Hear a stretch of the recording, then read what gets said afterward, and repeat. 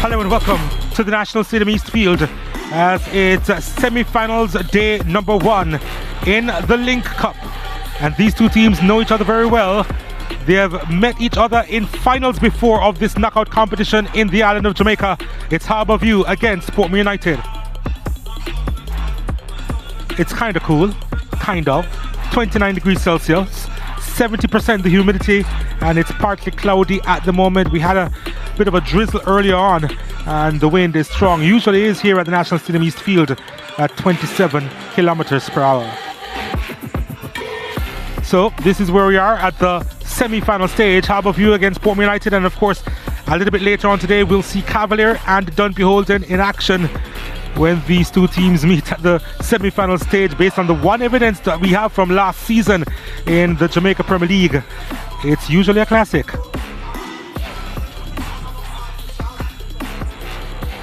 As we take a look at the brackets, obviously it's a bit straightforward. Portmore United got the better of Maligned United in semi-finals. Harbour went by Chapelton over on the other side. Cavalier got the better of Mount Pleasant, while Dunbeholden defeated Tivoli Gardens. Now it's time to hear from both camps as they prepare for this afternoon's fixture. Coach Bernard, Harbour are the team with the most All-Island knockout titles with 5. Does that prestigious honour really instill your team with a lot of confidence coming into this game? Yeah, well, I certainly use it as some kind of a motivational tool in my in my team talks with them, you know. I think it's a very good reputation to have, and we're looking to see if we can maintain it in this season's competition. So far in this link up, we've seen a lot of rotation in your team, especially in comparison to your Premier League lineups. Is that something that we should expect to see again today? You will see it again today. I must express, however, that I'm pretty much confident of the squad that I have, and I know that on the day they can get the job done. Portmore are a team who are also very successful in knockout competitions, and they don't have the added pressure of the Premier League today in this game. Is that something that you're wary of, or you just want to play your own game? Well, I'm very aware of it. I'm aware of the fact that I have another game again on Monday, so clearly strategically we have to get it right in terms of the deployment of the players, the execution of the strategies, you know, and the implementation of the substitutes. So we are hoping that our management of the overall game will be spot on, and hope that we get it right. Coach Williams, it wasn't the end to the Premier League season that you would have wanted, but I'm sure you and your team are still very engaged to win this Link Cup. Yeah, definitely. This is a trophy for senior teams in Jamaica, and it is one that has value even more to us now that it's the only one that we have a shot at winning. And of course, towards the end of the league season, a positive perhaps was the form of your attacking players, especially Siobhan Walsh and Alex Marshall. Is that the form that you expect them to show in these 2 legs, especially here today? Definitely. They have been playing some good football over the last couple of games, and that form is something that we hope that they will take into this knockout. Walsh has been doing well in the knockout, and he seems to really shine playing in the knockout, so hopefully that will carry on. But even though that, you know, you're out of the Premier League, it could be a positive for you because you're the only team in the competition that won't be competing in the playoffs. So do you think your team being more fresh in these games could give you an advantage?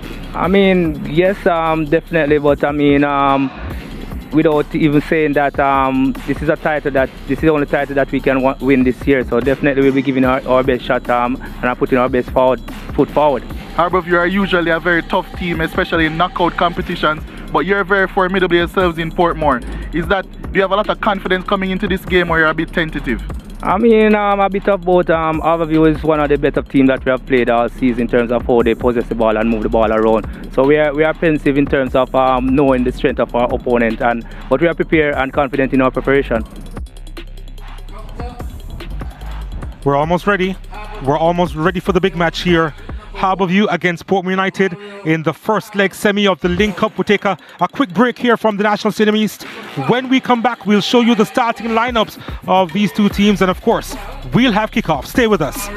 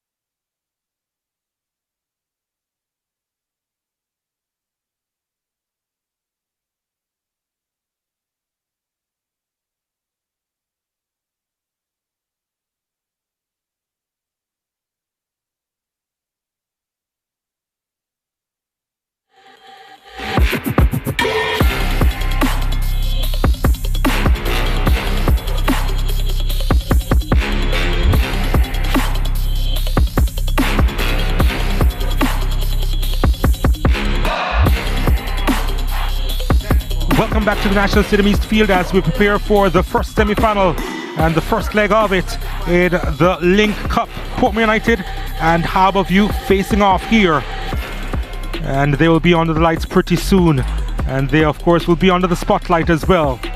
They always come to the party when they face off in knockout football, and I'm sure that this will be no different as we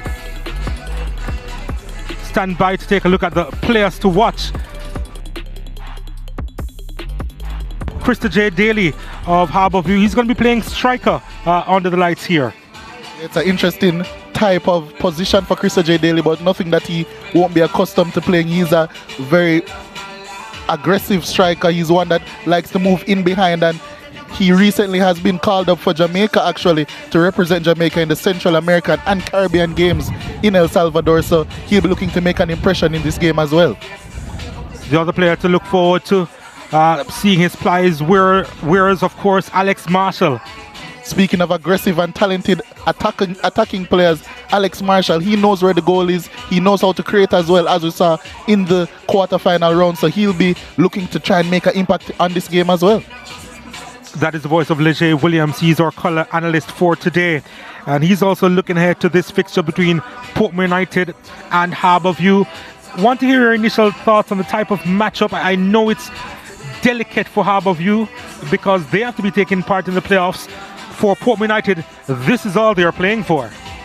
Yeah, it'll be very intriguing to see how Harbour decides to take on this game. They have rotated their squad somewhat, and as you mentioned, Portmore, this is all they have to play for, so they'll be going all out, but it's not in their nature to go gun-ho, especially in these type of games, in these big games. So I think in the first half, especially when Portmore tend to start a little bit slow, that was their undoing towards the end of the Premier League season. They tend to start slow, so I think in the first half especially, it will be both teams trying to feel each other out, and then maybe in the second half, we'll see a little bit more of an attacking explosion.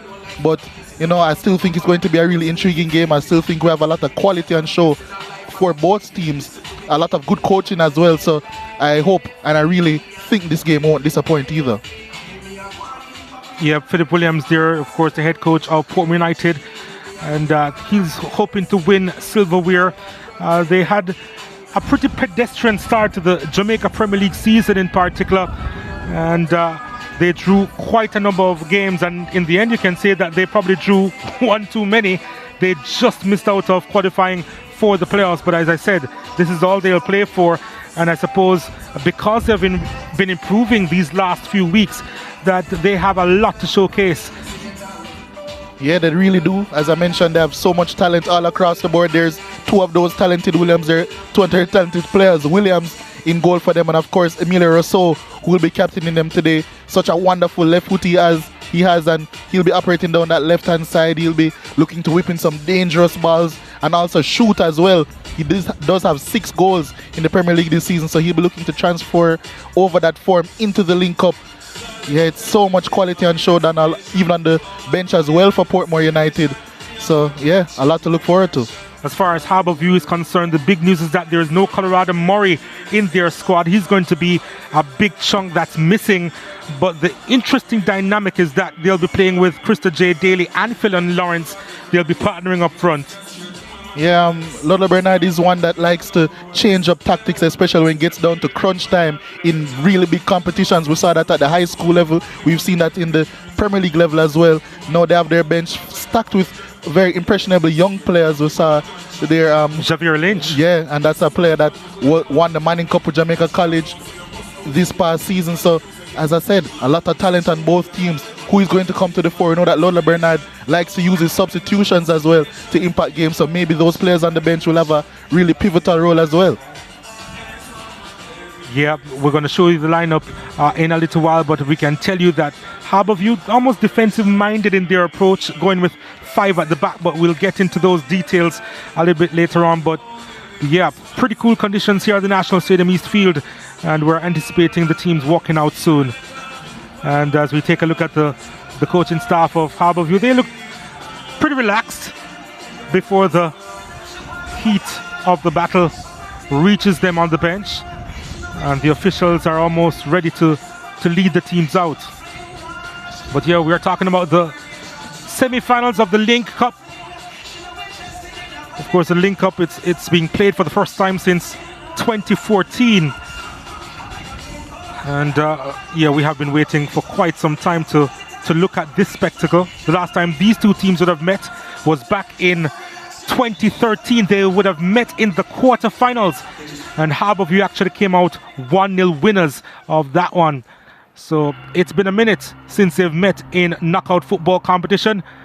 But I tell you what, based on what we've seen from these two teams in the past, they are expected to put on a show here. Opening encounter, Harbourview and Portmore United. Because we have seen them flex their muscle back in 2005 in the final of the Champions Cup. It was sponsored by Red Stripe then. Portmore United came out on top by 3-1. And they've met each other even before in a different iteration for Portmore United when they were known as Hazard United. Harbourview won the title off them to complete a hat-trick of wins in this knockout tournament, and that was back in 2003. They know how to win knockout cups. They have won the most. Portmore United the second most with 3.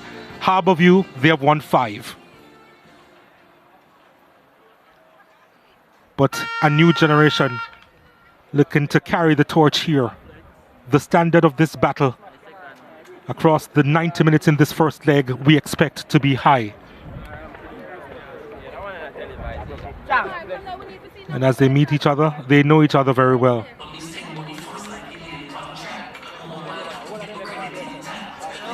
Harbourview in their typical blue and yellow outfit.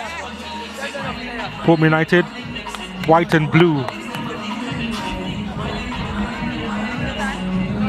Ryan Wellington is a former Portmore United player. He's the captain of Harbourview these days.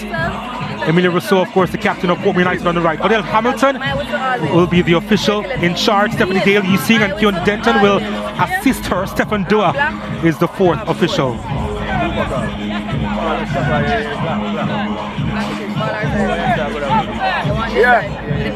Yes, come on, pick it to one. Yeah, hold it.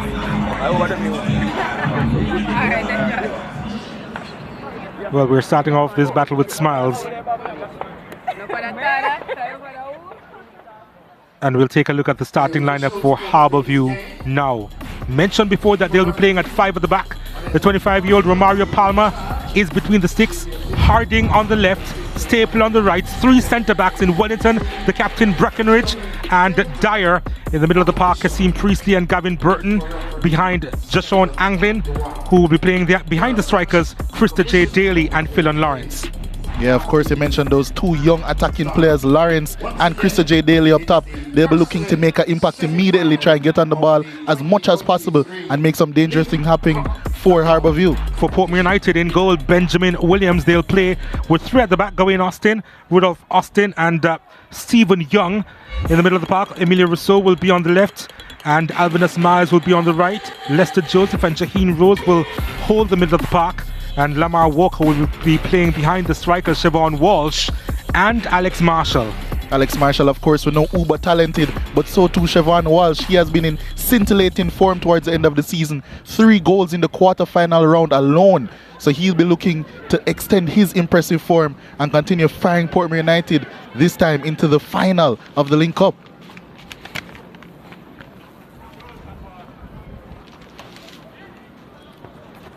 A lot to look forward to this afternoon.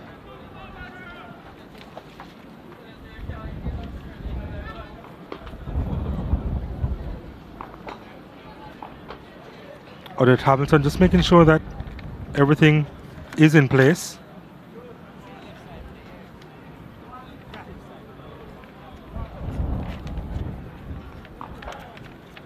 And it is going to be Harbourview who will be kicking off here.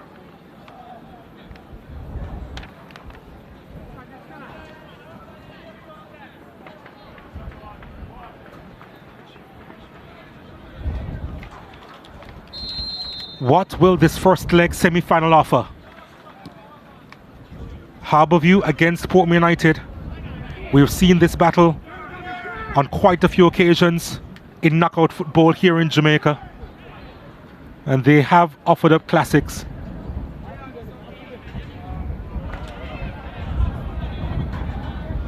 it is a delicate situation for Harbourview. On Monday, they'll be taking part in the quarterfinals of the Jamaica Premier League.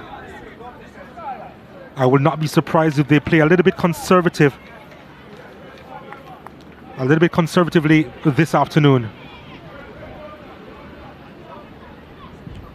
Yeah, although it's not necessarily in the mind or the usual psyche of Ludlow Bernard, I think in this game he may be just looking to survive this one, try and get a result out of it, and then try and push forward in the second leg. Or maybe you'll just try to end it here and be more comfortable in the quarterfinal of the Jamaica Premier League. Either one is pretty good, right? Portmore won't make it that easy for them, however. Because they'll be freshest, or most fresh, in this first leg. I think the freshness would more come into play in the second leg when they won't have a game to play on Monday, because both of these teams have had the same amount of rest coming into this one. But of course, older legs in that Portmore backline. Saw Rudolph Austin on the ball there not too long ago.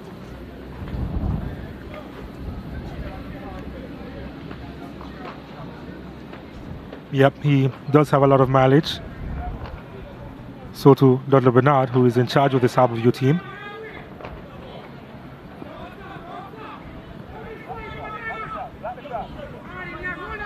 Walker looking for options here. Marshall is waiting inside the area. Finds his captain, Emilio Rousseau. 3 waiting on the cross inside the area. He decides to go goalwards. It's just over the top. And I'm not sure how deliberate that one was from the Portmore United captain. There is a heavy breeze around the stadium here today. Palmer and the Harbourview goal was a little bit unsure. Thankfully for him, it went over the bar. It is blowing in the direction of Portmore United and where they are kicking towards. So it is going to be interesting to see how they'd be able to utilize that. But some claim that that is an advantage when the breeze is behind you. Philip Williams is the man in charge of this Portmore United unit.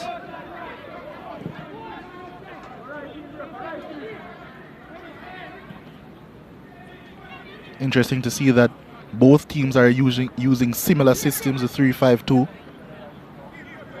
2 expert wing-backs for both teams. Offer the coaches a lot of tactical flexibility. Yeah, Portmore United have utilized this formation for at least the second half of the season. We haven't seen Harbourview utilize this a whole lot this season. We know that they were leaking goals too often, a little bit too often for Ludlow Bernard's liking, so he did tweak it a bit sometime during the season, in the second half of the season as well.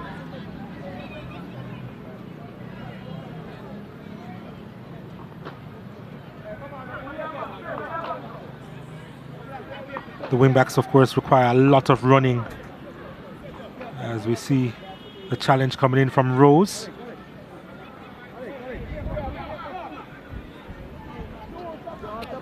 Lawrence certainly feeling the after effects of that challenge. But nonetheless, it's Harbourview with a free kick and it will be Priestley over it. Priestley, can he deliver? That's not a bad looking cross, you know. Rudolph Austin was in the way. Marshall picks it up.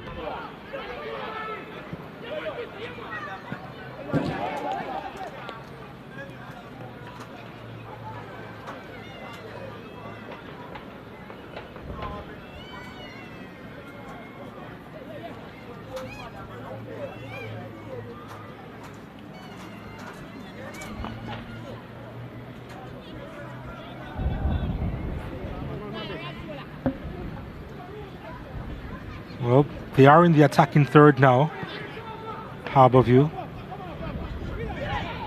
Lawrence.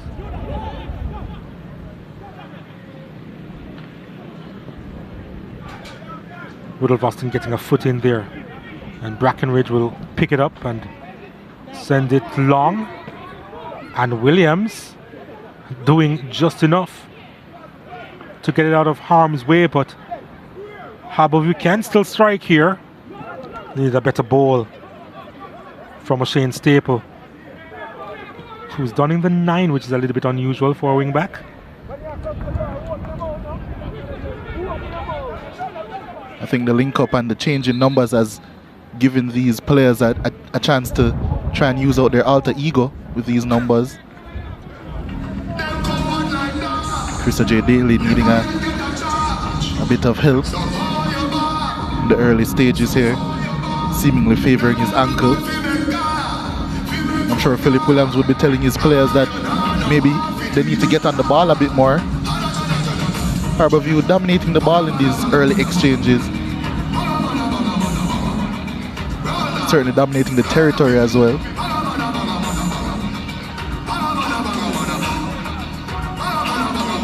Yeah, just the one chance we've seen so far. And there's a half chance really, Emilia Rousseau. Maybe just a mistimed cross that was, as we see the trouble that Benjamin Williams almost got in.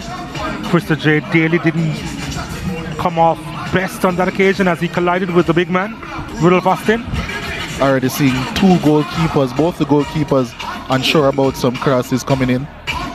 Maybe that will be a factor in the latter parts of the game as well as the game goes on.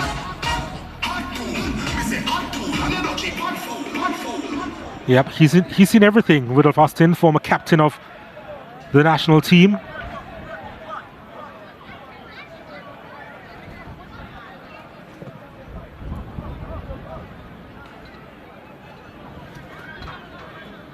Yeah, has captained the Reggae Boys in a Gold Cup final. So you're right, he has been there and done that, but decided to give some of the responsibility to the younger players in terms of donning the armband. Speaking of one of the younger players, Stephen Young, has been impressive again this season. Yeah, he has.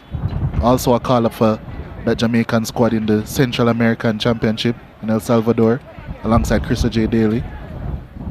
10 local players called up for that squad. I'm sure our dear friend Dwight Jeremiah will be very pleased that two of his Holland United graduates have been called up. Yep, on show today, Young and Daly. On the other side of the divide, of course.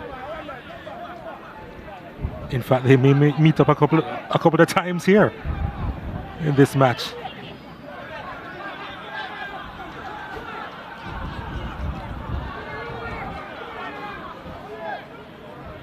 Priestley deciding to go long into the breeze. Couldn't quite find Staple. Daly. Anglin gets return from Daly and he couldn't quite gather that one well. Dragging that one wide. Playing much higher than he usually does. Anglin usually likes to operate in the deeper regions of the midfield. Playing in behind the two strikers today in the 3-5-2 system. Does have a good creative pass on him, does have a good shot on him. Didn't give as much evidence of it on that occasion, but does have some usefulness in that attacking midfield position. Which is a bit of an understatement there, Leger.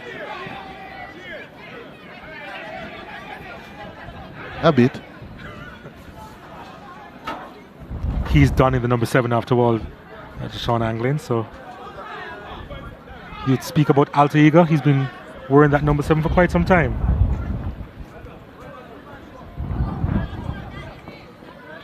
But sure, usefulness. Lamar Walker clipped, free kick to Portmore United. Yeah, he's looked bright so far in this game, Lamar Walker, whenever he has gotten the ball at his feet. And set pieces are a way which Portmore have exploited many a defense this season. Especially with Emilia Rousseau behind it. Exactly. And especially with the big man Siobhan Walsh in the box as well. Exactly. There are about 6 players lined up on the edge. That wasn't the best delivery, but it wasn't the best clearance either. Throw into Portmore United.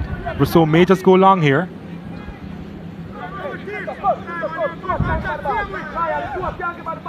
Walker.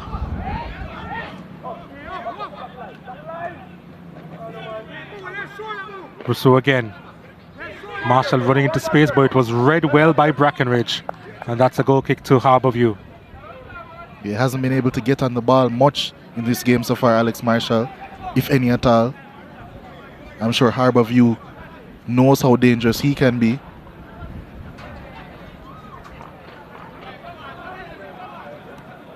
Seeing Harbourview set up in more of a 3-2 shape when trying to play out offers an overload in terms of the numbers if Portmore were to decide to press. And here's Chris J. Daly adding to those numbers. Yeah, collecting that one deep. Now this is Gavin Burton. Misplaced pass from him, and Walsh sends it, well, it was sent out wide to Walsh, who has to give chase. Wasn't the best ball forward from Jaheen Rose.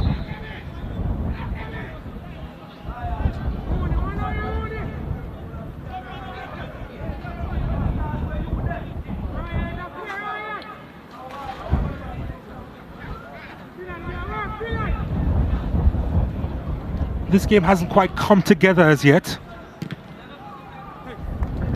If you wanted any evidence of what you just said, that shot was it. But yeah, you're right. Both teams not infiltrating each defense like they would have wanted to.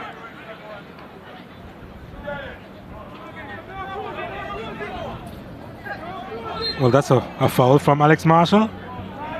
Yeah, he's certainly trying to get involved, but did it illegally on that occasion.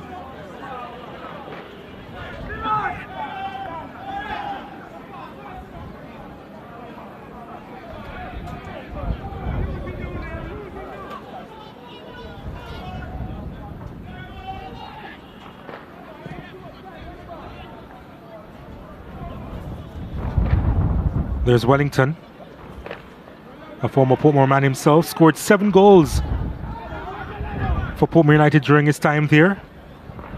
Ryan Wellington.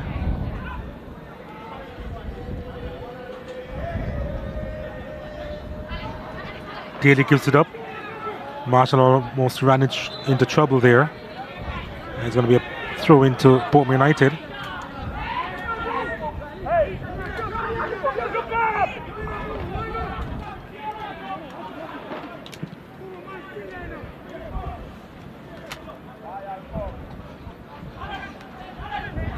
Well, that's a poor ball. Anglin was in the way of it. Ball launched forward to Lawrence. Wonderfully done, and the save made by Williams. I think he was just trying to poke it past the goalkeeper, who was alert to deny the attempt from Philon Lawrence, who was under pressure from Rudolph Austin as well. Tracking back for a moment, I thought he was beaten. Just went into another gear here, and Austin in the end utilizing his physical strength to just throw off Lawrence for a bit. Yeah, still managed to get the shot off, although it wasn't a powerful one. Then collided with Benjamin Williams in the Portmore United goal. But we see that the tempo of the game can change instantly when a mistake is made. One mistake by Stephen Young and immediately Harbourview are in on goal. That might be the theme of this game.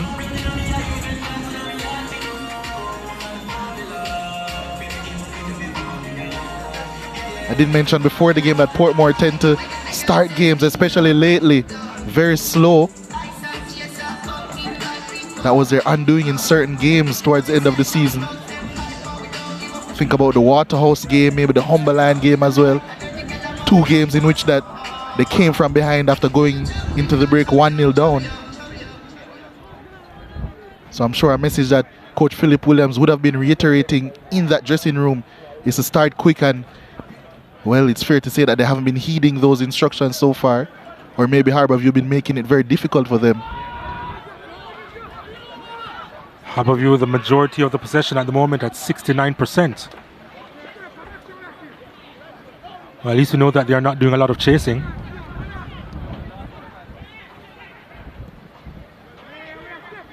They're keeping the ball a lot in the first 50 minutes of this one. They have to do some defending now. The ball coming in. It's wonderful to Marshall. And he was under a little bit of pressure there. And it's put behind for a corner kick.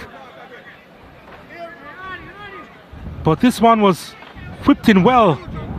And Marshall, didn't quite get there, did he? Brackenridge was the one who nodded it away. And it's a corner kick to Portmore United now. What can they do with this? 5 players inside the box waiting on this delivery. It's another good cross. And it's headed over the top from Stephen Young. Well, wow. 2 big opportunities there for Portmore United. And Young, I suggest, will be disappointed that that wasn't on target. Yeah, it didn't look like he knew too much about it, however, just jumped up. It looked as if it hit close to the back of his head. So he didn't really head it with any conviction, Stephen Young. But yeah, 2 good deliveries. 2 good invasions of space by the attacking players, but the attacking players couldn't get the right connection, if any, on those crosses. But that's a way in which Portmore can be very dangerous. Set pieces and crosses from wide. 2 very good crosses of the ball on either flank. Of course, Emilio Rousseau, but not to be outdone on the right-hand side also. Alvinus Myers. Yep, a utility player in his own right. Alvinus Myers scored a very brave header in the first leg of the quarter-final round. Myers playing in a more attacking position. Oh, snuck in there to win it, did Rousseau. Marshall was looking for company there. And Walker didn't quite read him. Not the first time Daly has given up possession cheaply for Harbourview. Needs to tighten up a bit.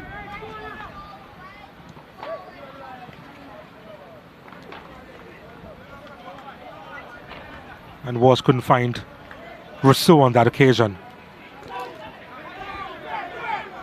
We're seeing a common theme of Brackenridge, who has had a lot of experience at right back, stepping up onto those Portmore attackers, being much more aggressive than the other 2 defenders. Rose winning that one and winning it well. Marshall forced away from goal, and then the turn. Marshall on his left foot. We know he can drive it from distance. Joseph was trying to get in there as well for Portmore United, who will still continue to apply the pressure here. Rousseau on it. Back to Walker. Walker inside to Marshall. Marshall back to Lamar Walker. It's straight to the keeper. Portmore United, they're coming alive now. That's another chance. And Walker, well, looks as if he has come off that one worse for wear. But again, a chance for Portmore United. Talk about instinctive associative play from very good footballers. Really good chance there for Portmore United. Really well worked as well. Well, Lamar Walker couldn't place that shot on either side of the goalkeeper. Yeah, but good play from Portmore. They're really turning up now in this game, winning the ball higher. I was about to say using it better, but not on that occasion, and it's Harbour with the ball now. Daly in some space here. What are his options? Wanting to go around Austin, and actually manages to do so and gets by another. He needs some help now, surely. Yep, finally gets some. Not a lot of movement off the ball by Harbourview.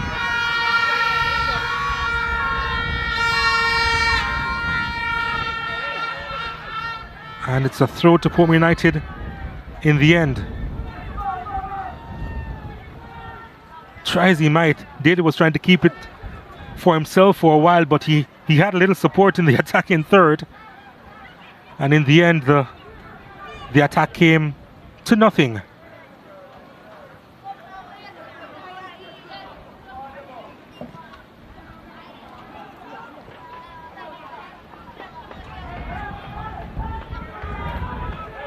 Walker trying to get by a third, almost impossible. He was looking for the free kick, it wasn't going to go his way. Burton inside to Priestley.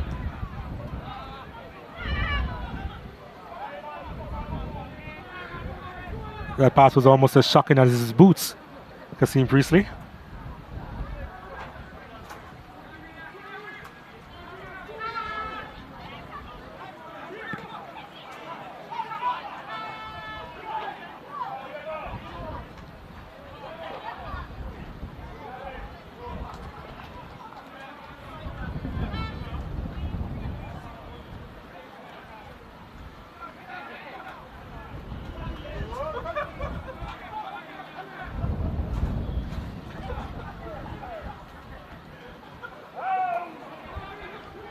A little bit lackadaisical, Harbour View. But let's see what they can do with this attack now. Priestley. Better ball to Daly. Daly does well.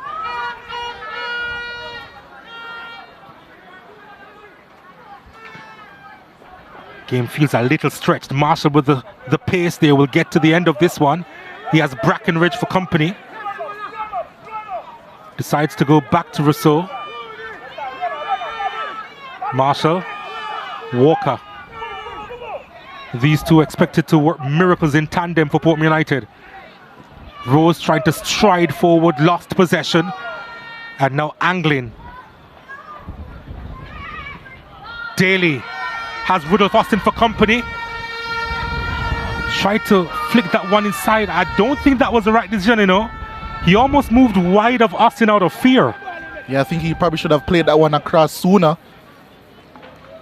Fear is a strong word, but Rudolph Austin certainly puts some fear into the heart of attacking players when he's approaching them. They know that he's about to give them a ridiculously hard time.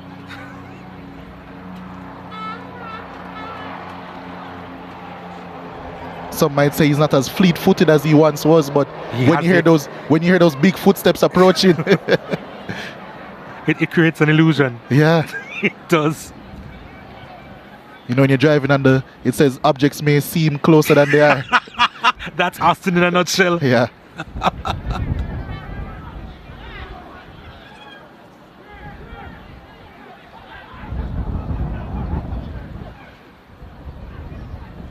Yeah, he's pretty close.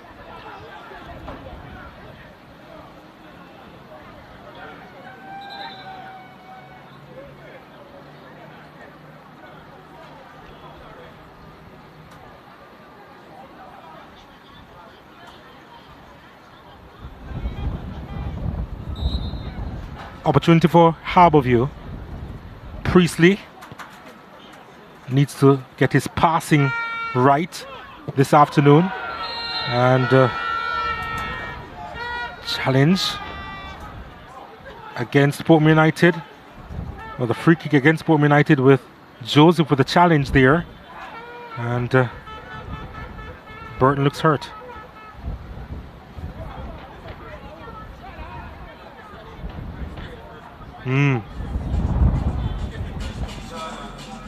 Joseph left his foot out there. Burton knows what it's like to win a title or two, especially with Dudley Bernard.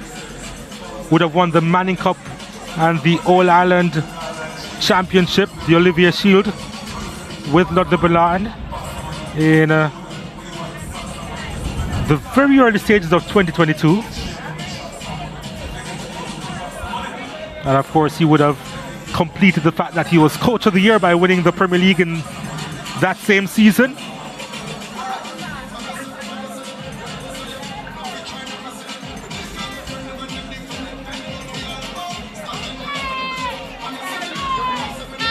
Harbour View, they do have their supporters, so to Portmore United. Nice to see them mingling.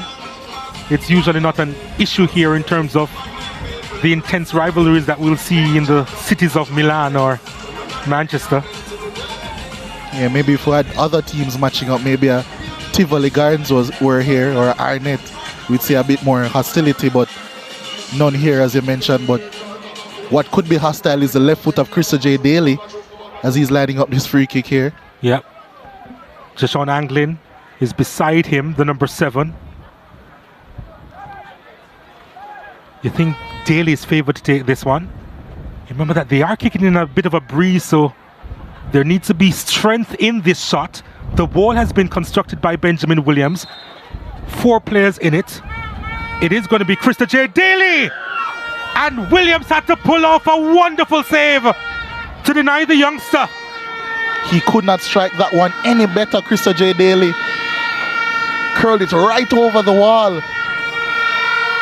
A bit central, actually. But the save still had to be made, and it was a very good one by Benjamin Williams. Full stretch. Harbour View looking to turn the screw here. It's going to be a corner now. It's been that kind of game, hasn't it? Angling to swing this one away from Benjamin Williams. Here it comes at the back post. Oh, there was too much on it. And yeah, the ball went out before it got back in, apparently.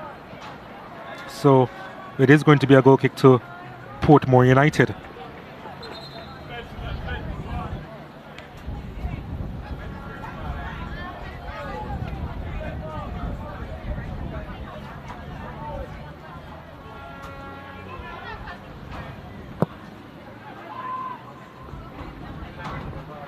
Lovely touch inside from Myers, who tried to play the ball through for Walsh, didn't reach him.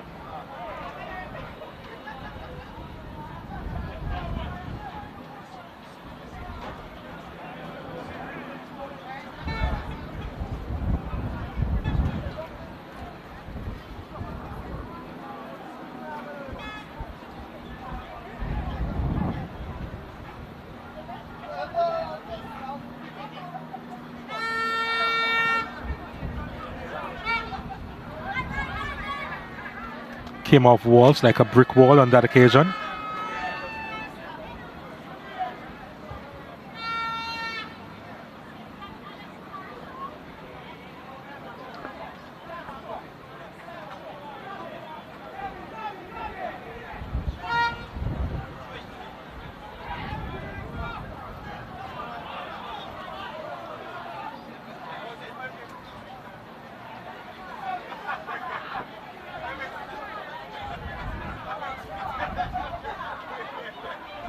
Not a bad game we're looking at so far between these two teams.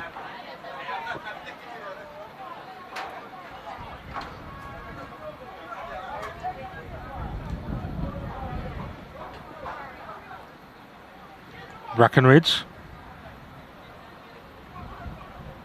Oh, Phil and Lawrence. Was he clipped from behind? Yes, according to referee Audit Hamilton. Gawain Austin, the guilty party there.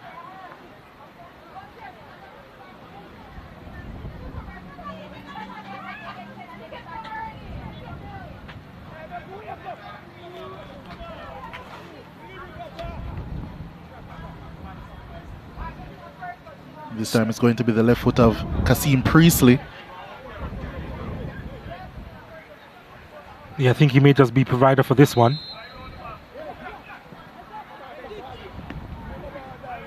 Yep, still working on it, Priestley.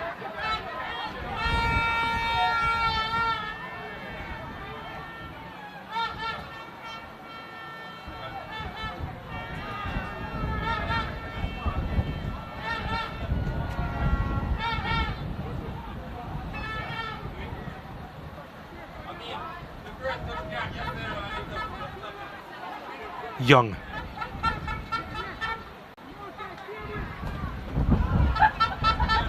Walker. Gawain Austin to Emilio Rousseau. Marshall. Walker. Going the long route. Trying to get Marshall involved. Harbour defending stubbornly. Referee says play on. It's Walsh! Oh! Off the woodwork and back into play. What a hit that was. I think Harbour almost stopped because they expected a call in their favour. Walsh continued and he blasted that onto the woodwork. Romario Palmer in the Harbour goal did not even see it. What a strike. My goodness. He hasn't been too involved, Siobhan Walsh. But he was frozen in time there. Yeah. We saw what he can do as soon as he gets even a piece of the ball. Warning shot. Maybe another one coming up. Walker looking for a ball out wide. Kept in play by Myers. This one didn't have a lot of power, that ball inside from Walker. He'll get there. Myers back to Lamar Walker. Young now into the fray. You'll have another opportunity here. Couldn't keep it in play. Tried to get a bit skillful there, Stephen Young. Maybe a little bit out of his depth. Now we're seeing him more comfortable in duels.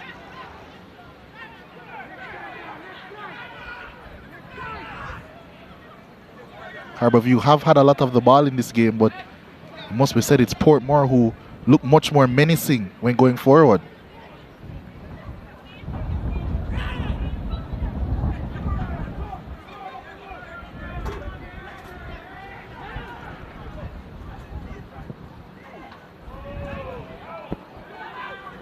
Walker, Marshall.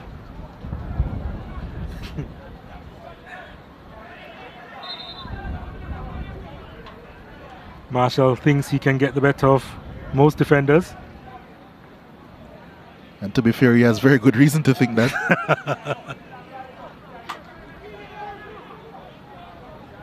Yeah, love to see him play with that smile on his face. Mischievous in his look, in his demeanor when he's on the ball as well.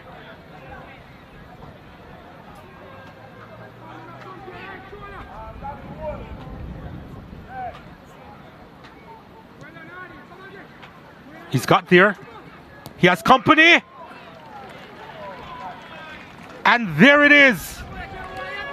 Walsh, the poacher that he is since he's been involved with this Portmore United team in the second half of this season, was there to put that one away.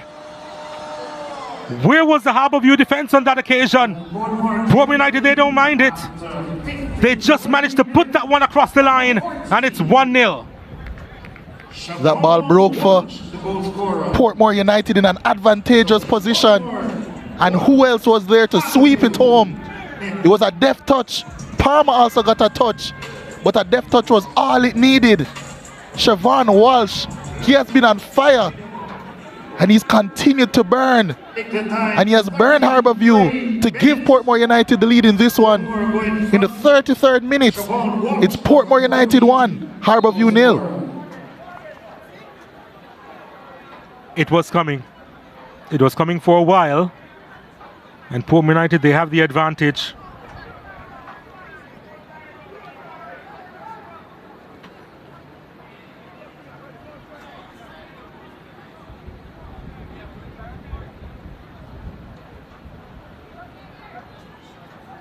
Maybe they are hungry for it. Portmore United with the lead.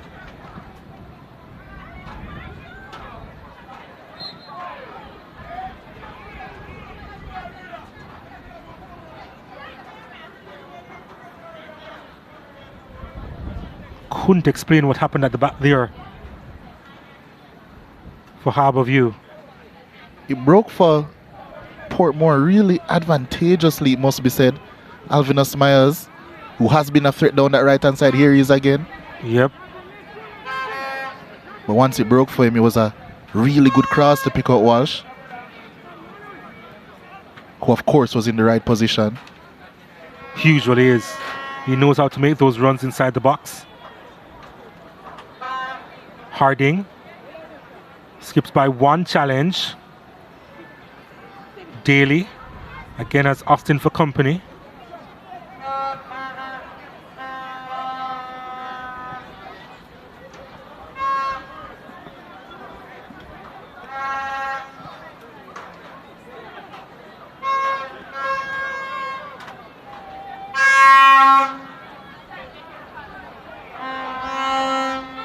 Dyer.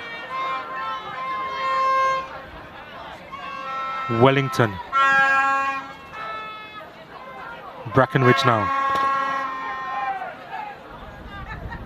Burton. Yeah, I just don't see a lot of movement off the ball. That's been one of the issues for Harbourview, and Portmore United, they seem eager to retrieve. Walker sends it into space once more. An opportunity for Portmore United. It's gone a begging. That one from Myers, disappointing. Yeah, you see, you're not seeing a lot of movement. I don't think the Harbourview players are seeing much either. I mentioned it before the game. It's two strikers that aren't used to the position per se. They'll drift more towards the ball in Krista J. Daly and Lawrence, so not much of a focal point to play towards. And Portmore are closing the gaps in midfield really well, forcing a lot of those type of passes, the backward ones. We can see Krista J. Daly dropping really deep yet again to collect the ball, leading to absolutely no problems for Portmore. So although Harbourview have a lot of the ball, it's not in really good positions. It's mostly in their defensive third. Portmore, even without majority of the ball, probably have certainly been the more comfortable team.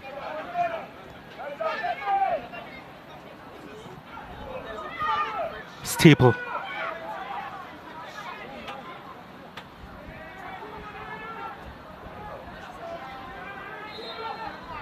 Well, Anglin needs to be careful here. Getting a word from referee Hamilton.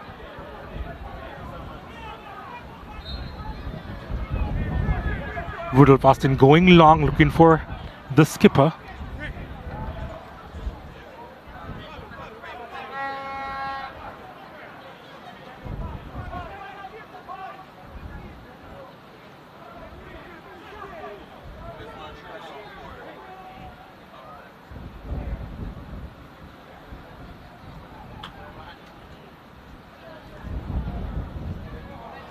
Harding lost it. Walker has it.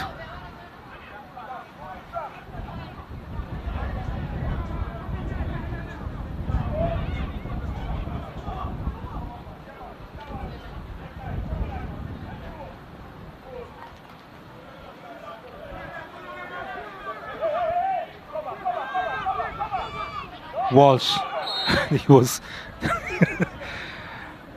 trying to take him down. Wellington, or Dyer it was actually. Yep. Couldn't quite handle the movement of Walsh. I think he could have let that one go, you know, but he's conceded a free kick now.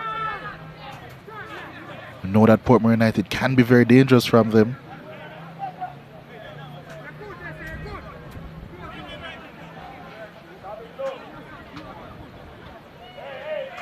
Five players in the box, one right outside. Lamar Walker, Russell over the ball. Steve Young right in front of the goalkeeper.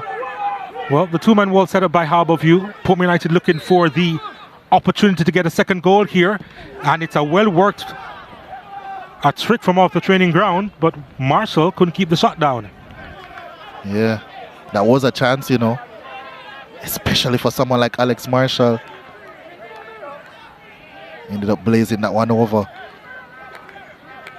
Portmore inventive with that set piece.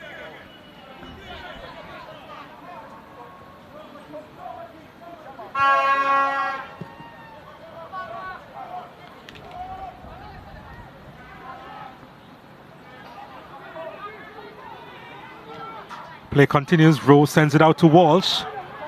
Walsh back to Rose, who had made the run. And Maris was trying to get on the end of it as well, but Harbourview were sharp on that occasion. And they've conceded another corner kick. Certainly a lot of defensive work has had to be done by Harbourview in this game so far.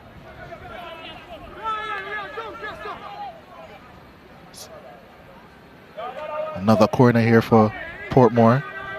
Another set piece opportunity.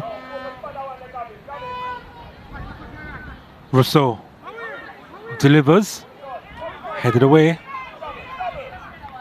Walker was trying to nod it back to Rousseau, but it's a throw into Portmore United.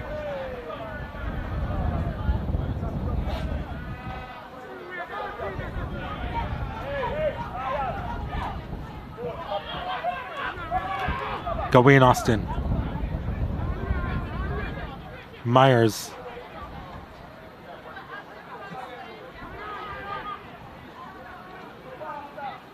Harding.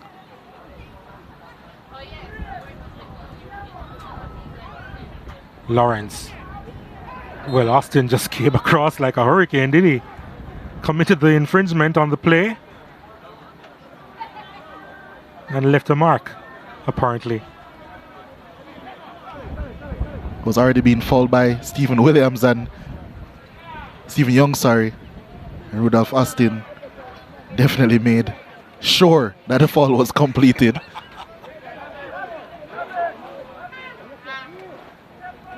And we'll be angling over this one.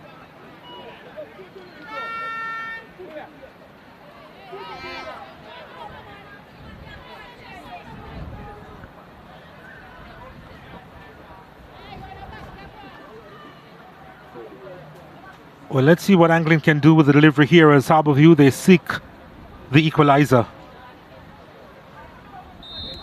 5 players inside the box, 6 in the box for Harbourview, but he goes straight to goal! Williams saw it late, but Anglin doesn't care one bit. The equalizer just a few minutes before the halftime interval. A wonderful hit. And Williams, all he can do is shake his head. How was he beaten from there? Well, it's 1-1 now. Close to half-time as well. It was a free kick. Anglin. Yeah, that's poor from Williams. Near post. Got a hand to it. He got there, but clearly didn't get there enough. Benjamin Williams. And really against the run of play, Harbourview have equalized. It's Harbourview 1, Portmore United 1.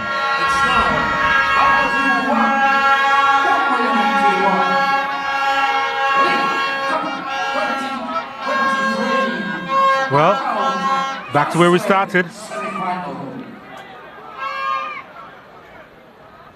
And maybe this will just shake things up a bit from a Harbourview standpoint.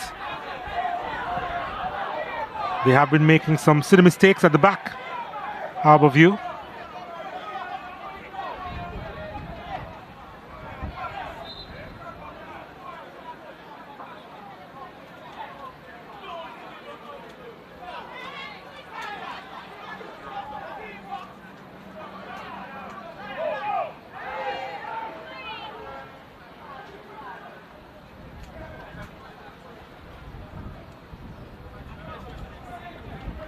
Certainly not the end to the first half Portmore would have wanted. Conceding via set piece. Yeah, and based on the chances that they've had, not that they would be out of sight, but they certainly didn't expect to be level with Harbourview at half-time.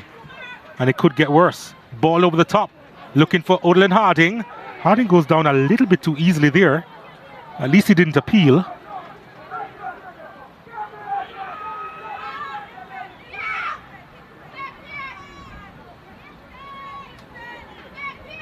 Dyer under pressure from Marshall.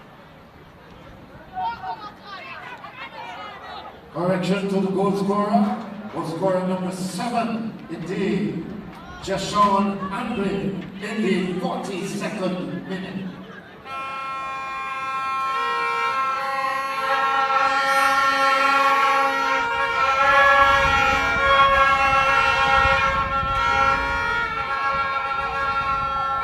Staple. Daly.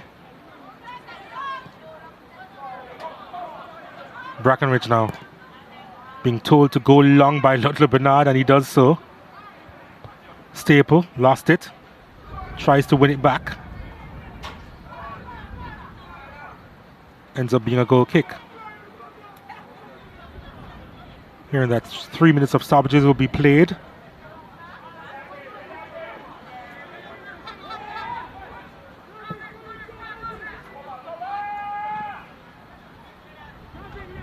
Marshall touches it out wide to Myers. He has some space to work with.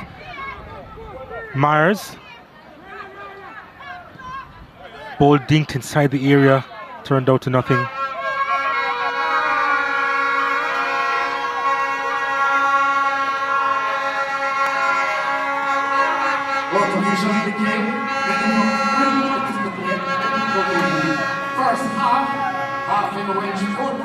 Rousseau plays it in to Walsh. Walsh can shoot from there. And no issues for Romario Palmer.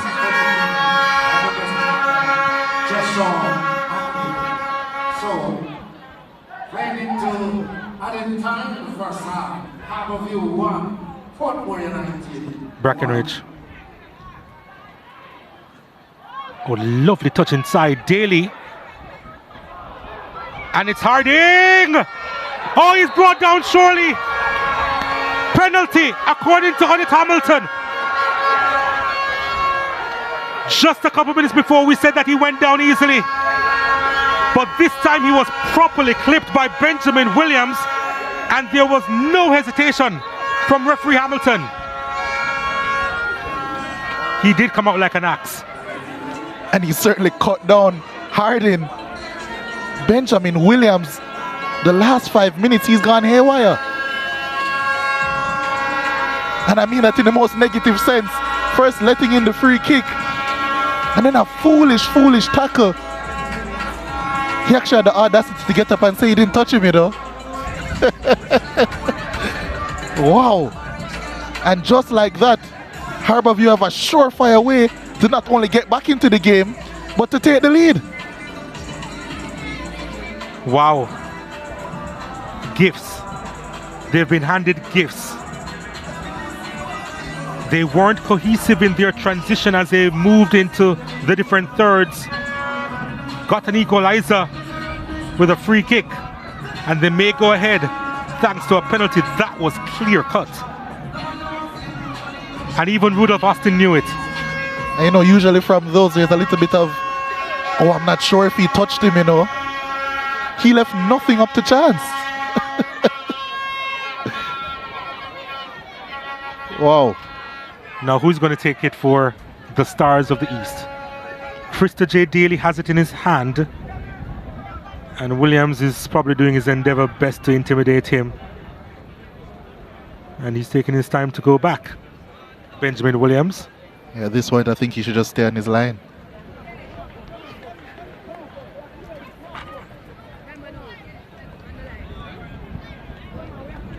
Krista J. Daly.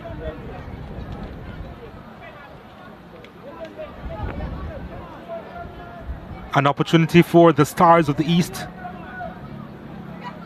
to go ahead in this first leg semi-final. Daly scores. 2-1 to Harbour View on the stroke of half-time. Williams distraught. And Harbour View, they're the ones getting gifts here at the Stadium East Field, and they have come from behind to lead at the interval. Krista J. Daly, he set it up, he set up the chance, and despite Benjamin Williams' best efforts, that penalty had no saving.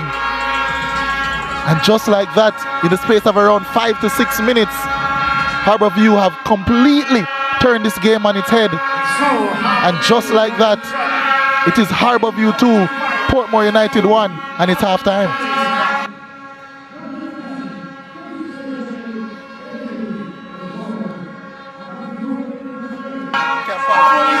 Well, Portmore United, they did a lot of the running. They had a lot of the chances. They went into the lead. But Harbour View in the end showed resolve, took the opportunities that were handed to them, and they have the lead after 45 minutes, 2-1.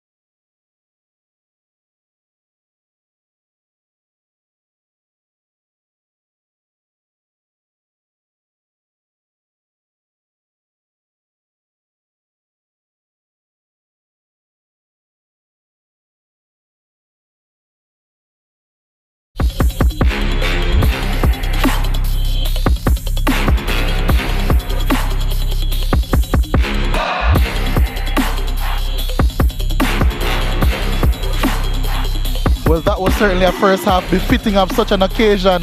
The Lynk Cup Semi-Final first leg, Harbourview 2, Portmore 1. There's a lot of highlights to get through as well. And although it was Harbourview who had a lot of the ball, inching up to close to 70%, they didn't have the best of the chances. They did have this one early on though. Rudolph Austin shepherding Lawrence wide, and Benjamin Williams eventually made the save. Took a knock, of course, but then after that, he was all Portmore. Alex Marshall just couldn't get his head to that one. Rousseau still whipping them in. That time was Stephen Young, heading just over from close range. Lamar Walker, who was certainly influential in that first half, had the shot, but yeah, he couldn't direct that one goalwards. Christopher J. Daly testing Benjamin Williams. They would certainly have a matchup later on. Siobhan Walsh also would have a warning shot, but not too long after that, that warning shot would turn lethal. Alvinus Myers putting it on a plate. Siobhan Walsh finishing confidently. It was a lucky touch in the end for Alvinus Myers, but nothing lucky about that finish for Siobhan Walsh. His 5th goal in the Lynk Cup this season.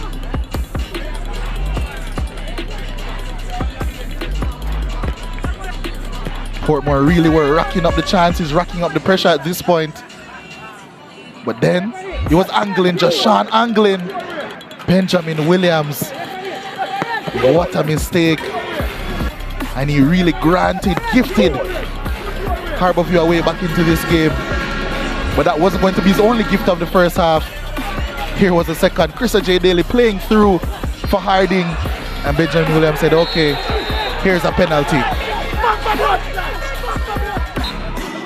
And Christopher J. Daly certainly obliged. Tested him with a free kick.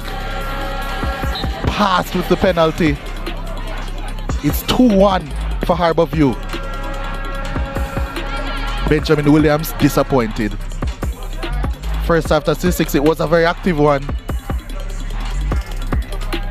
13 shots between both teams, but just to show the domination that Portmore had, they had 9 of them. Both teams though with 3 on target, and Harbourview much more clinical with theirs. 2-1 up, of course. 9 fouls between both teams, no yellow cards, no red cards, so nothing too ill-tempered so far, no offsides either. 2 corners for Portmore, 1 for Harbourview.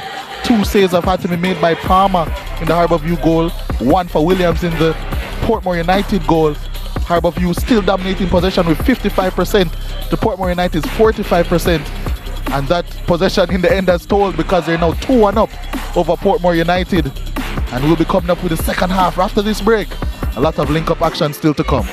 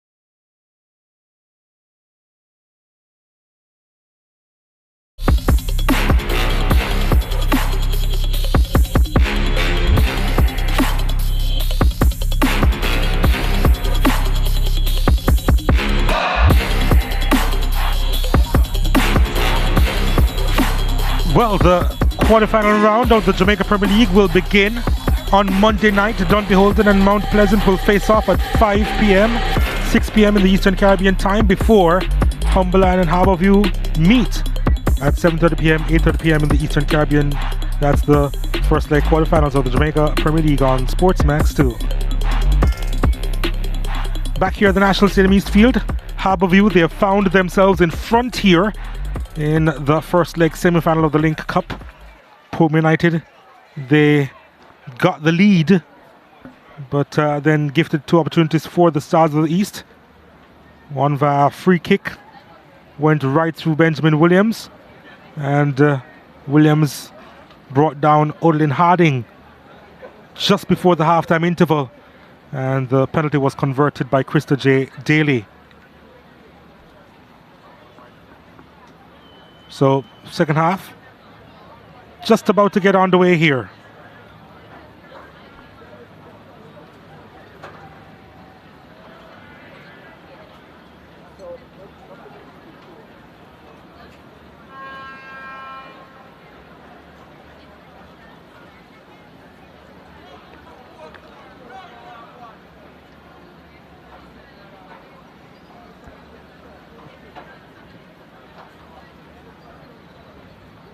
And based on what we saw in the first half, well, we expect similar excitement, and it is Portmore United to get the action on the way here. And they were in the ascendancy. They did have a number of chances in that first half, converted one of them, but allowed Harbourview to get back into the game. Harding with the throw. Free kick to Portmore United.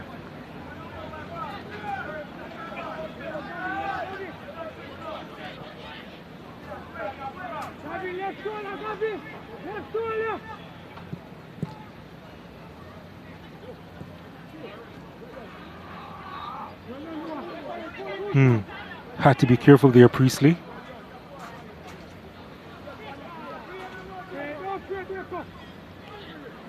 Ever the calm one in midfield, Kasim Priestley. His teammates not as calm though, giving the ball away. Walsh driving through. It's still Walsh. Yeah, when he's around the box, there's nothing else on his mind but to shoot. Austin stepping in front of Philon Lawrence. Williams gets it. And out of trouble, Portmore United.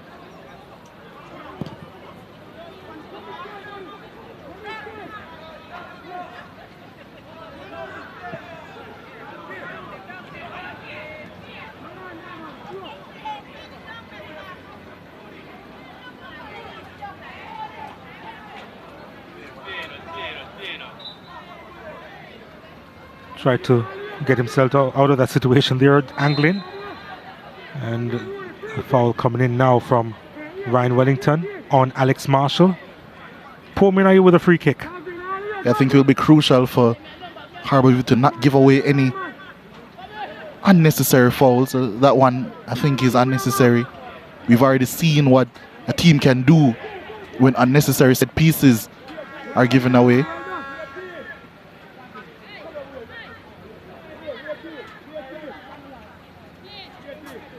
Lester Joseph to whip this one in. Yep, 5 players to aim for. And Dyer heading it away back to Joseph. Oh, nicely done by Rose, trying to get by a second player. Don't think that was necessary after doing good work initially. And now Burton trying to spread the play. Collected by Daly. Oh, lovely stuff to Staple. Just one to aim for. He was expecting Lawrence to make a run inside the 6-yard box. A hand of apology from Lawrence. It was a wonderful cross in the end from Staple. Nothing we're not accustomed to, and speaking of something that we are usually accustomed to, what skill that was by Krista J. Daly. First controlling with his back and then the lovely back heel Felt as if we were transported to the favelas for a second there.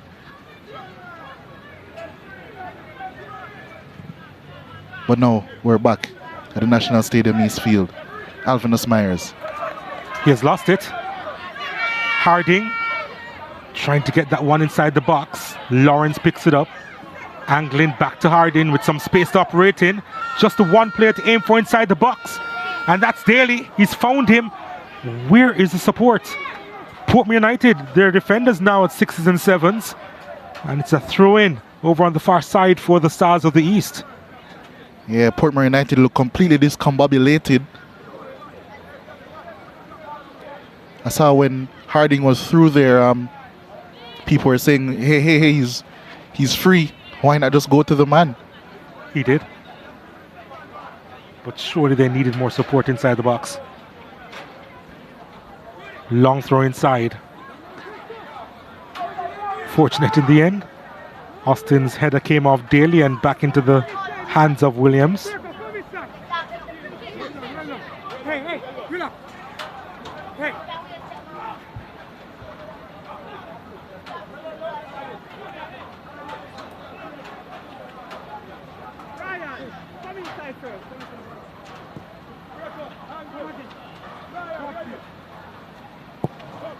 Dyer goes long.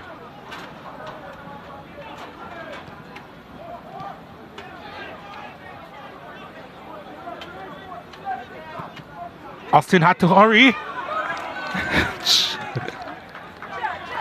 Just evaded Lawrence. Can see a much more aggressive press from Harbourview to start the second half. Clearly sensing danger. Phil and Lawrence offside there. But you're clearly sensing a bit of uncertainty around that Portmore United back line.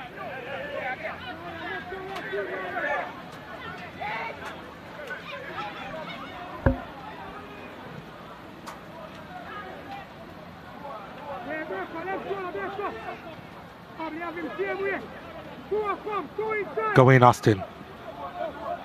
Lester Joseph.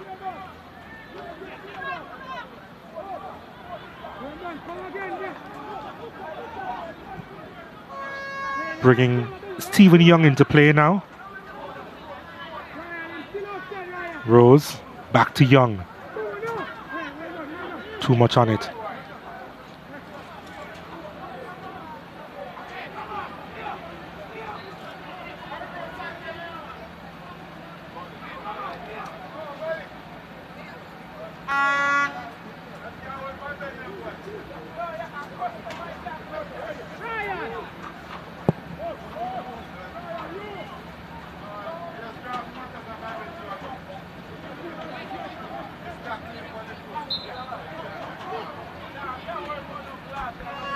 I think Portmore is starting this half very similarly as how they started the first half.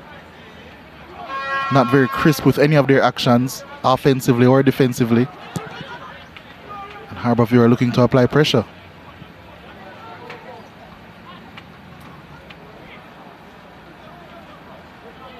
Nicely done from Daly. Priestley. Harding.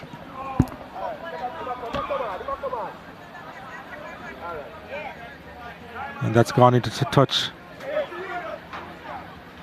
Harding with the throw.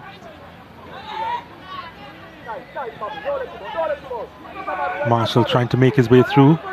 Lost it to Wellington.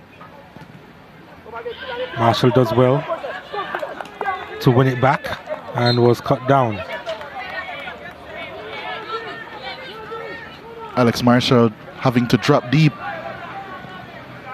due to the pressure that Portmore are under to start this half.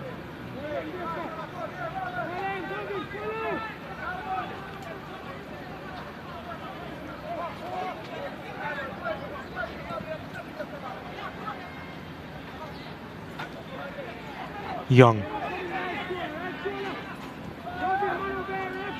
Marshall.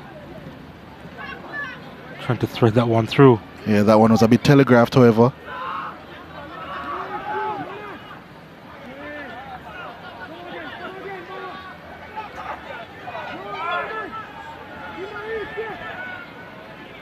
Joseph.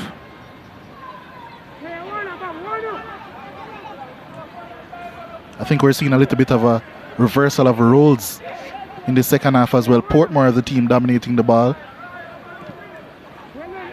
Harbour looking to stop the flow. Walsh. Young has it. Myers trying to get Marshall into the thick of things.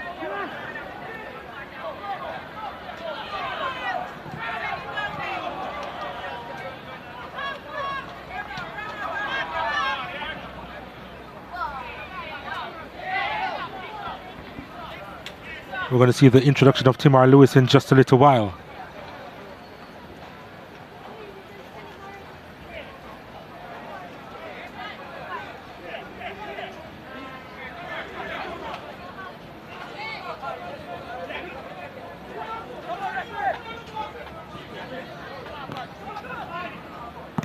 Harding. Well, he fired that one in, didn't he? And there's a foul on Anglin. And a yellow card is going to be shown to Avenus Myers. Certainly a lot of pain, Deshaun Anglin. First yellow card of the game there shown to Alvinus Myers.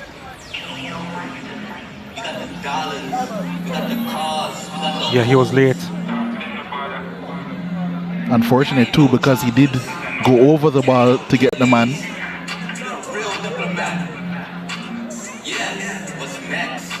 Just confirming the yellow card shown to Myers. Also just had the substitution. And it will be Harding making way for Timar Lewis. Surprised? A bit, but judging by the fact that Harbour have conceded possession in the second half, and it looks as if they're trying to be a more transitional threat. Maybe he's suffering from a bit of an injury, Woodland Harding. Or maybe it's with the quarterfinal on Monday in mind. Or both. Has to do a lot of work in that wing-back position. I assume that maybe he will be more of an orthodox fullback in their next game. Well, he's on the field and into the action. Timar Lewis, he may be the provider of this cross. Anglin has picked himself up to also be there. But Anglin sends it inside. Portmore defenders were fooled a bit by that one. Handled ball from Walsh. Yeah, a bit of a trick there of Borussia Dortmund fame. You saw them execute that one to perfection a few years ago. Copied since.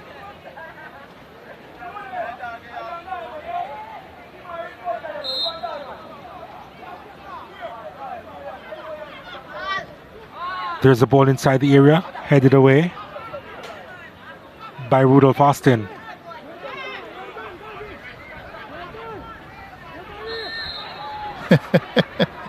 By any means necessary from Brackenridge and Siobhan Walsh.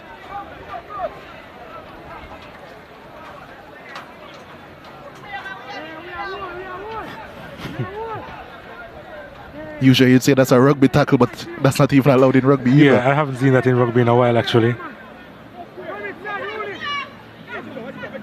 Just managed to elude him there, Emilio Rousseau.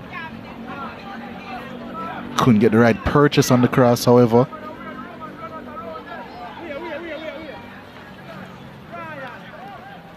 Portmore certainly haven't looked at their fluent best so far in this second half.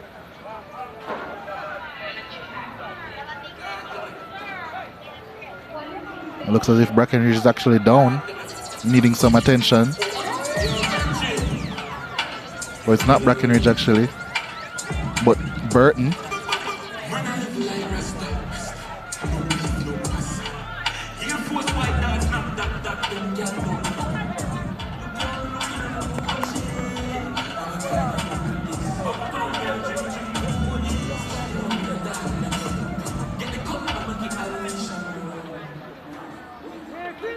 Not a lot of action so far in the second half.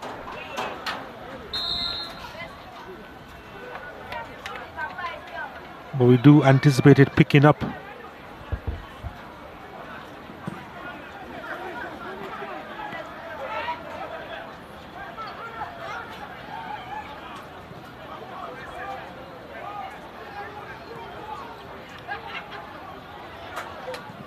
Gawain Austin. Emilio Rousseau now. Lamar Walker on it. Anglin doing enough. And then ran into traffic.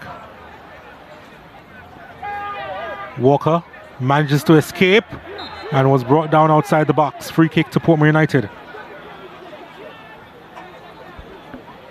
Similar area where Anglin scored from in the first half.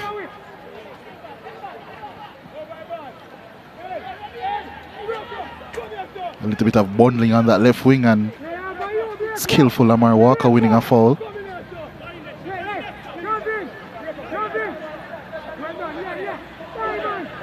But unlike Harbour View, Portmore won't be lining up a shot. It will be a delivery from Rousseau. Yep.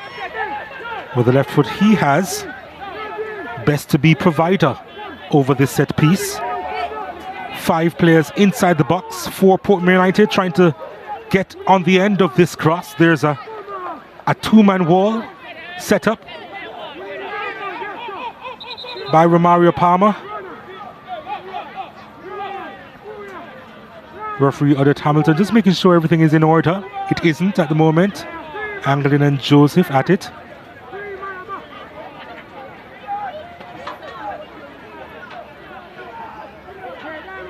An amicable discussion, it seems. Here it comes from Rousseau. That's lovely. Punched away by Palmer. Comes out to Walker. Walker couldn't get by a second challenge. And it'll go the other way. And Harbour View, they are striding forward. They have numbers forward. How did they miss out on that opportunity? How did they kill the momentum 3 against 1 on that occasion? Yeah, it wasn't the best passing in there. I think it was by Timar Lewis who was striding away. Portmore putting a lot of people forward for the free kick. Lamar Walker tried to make something happen. Couldn't. But at the very least, they have gotten a free kick out of that situation. This one sent inside the area and it's headed away. Not with a lot of conviction. They have the corner kick. Yeah, certainly not the direction that Austin of the Gawain variety wanted to head that one.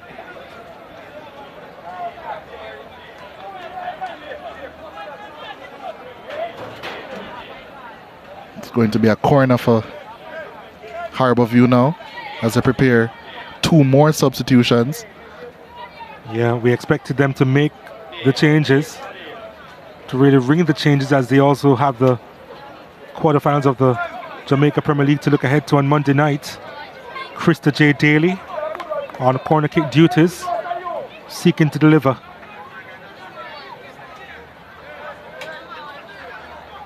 Here it comes.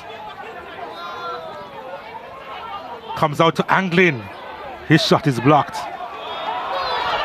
Hopeful ball over the top. Miscued. It's with Walsh. Can he finish? Of course he can!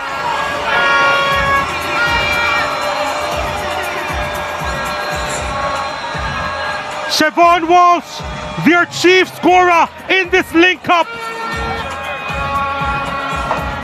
gets another goal in this contest and is 6th overall in this competition. What a force he has been since his arrival, and he has put Portmore United level with Harbour View. It's 2-2. And just moments after Harbour View had spurned a breakaway, it's Portmore United who have... Oh, here it is, Priestley. And once he made that mistake, Donald Oliver, you knew exactly what was going to happen. Siobhan Walsh.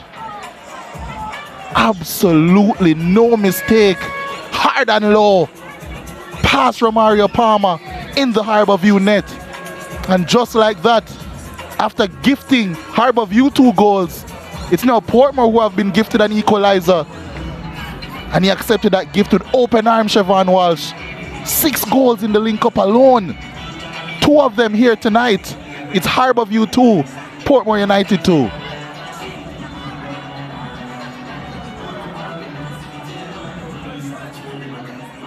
Well, Priestley is going to be taken off. And so, in the 33rd Injuring himself after trying to go after Siobhan Walsh as he broke away. Yeah, he did have very heavy taping on that hamstring, and it looks as if that's what he was signaling to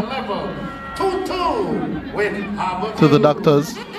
Stretchered off now. That's not something that Lola Bernard would want to see going into the Jamaica Premier League playoffs, with still a lot to play for in this Lynk Cup as well. One of his more important players, Kasim Priestley. No pun intended, the diamond of that Harbourview midfield. But 2 substitutions being lined up now. One of them, it's Phil and Lawrence, who will be sacrificed for Jay Smith, who scored in the quarterfinal. We're also going to see Jay Jamieson, who will be coming on in the midfield as well. Portmore also will be making some changes. Rashane Thompson will be coming on. He'll be replacing Joseph Lester. Lester Joseph, I beg your pardon. Also going to see the end of Alvinus Myers. Keeler Howard will be coming on.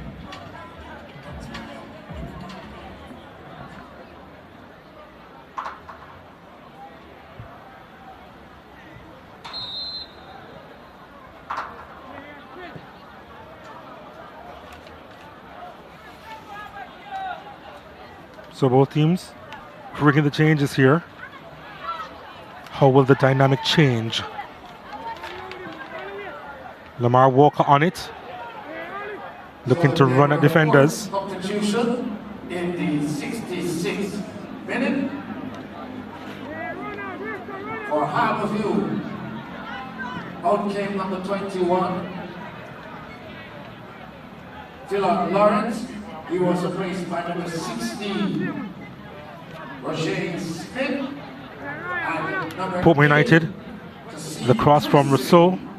He was replaced by number 20, not the best. Jay Jamieson. While for Portmore United, Just to confirm the Jameson on for Priestley substitution. Miles, he was replaced by number 3, Howard O'Keefe. While number 20, Jaheed Rose, was replaced by number 22, Roshane Thompson.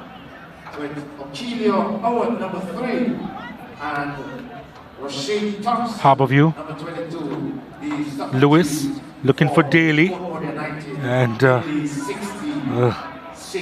you could see him winding up to unleash there, Jameson. Yeah, there was nothing else on his mind, despite all of the obstacles, including distance in his way.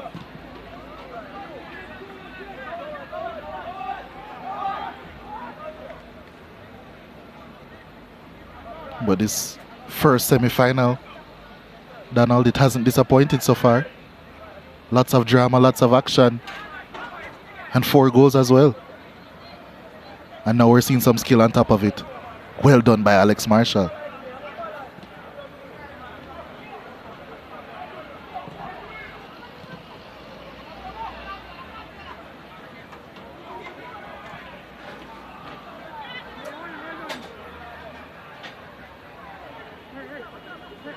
Yep, it was always going to be difficult to separate these two teams.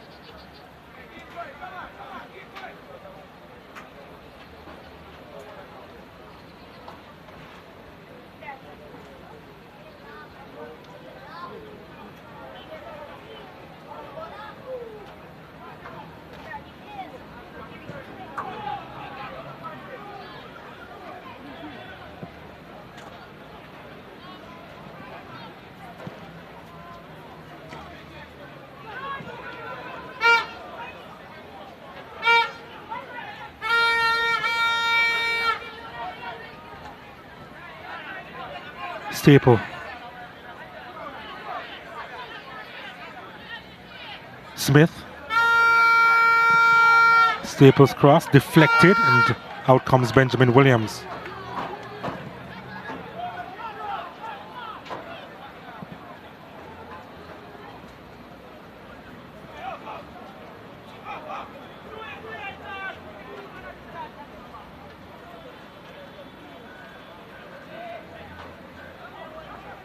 Butler Bernard there pondering his next move.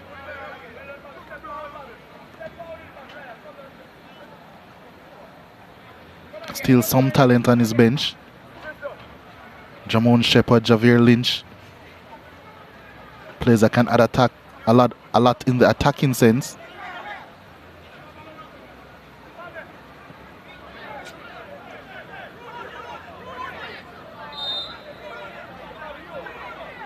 Saper now has to be deployed on the left-hand side, as Okilo Howard is operating on the right for the Stars of the East.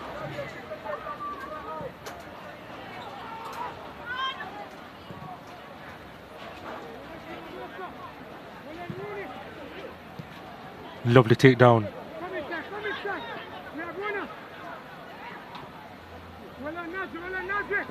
Rousseau's ball inside. It's a good one, you know.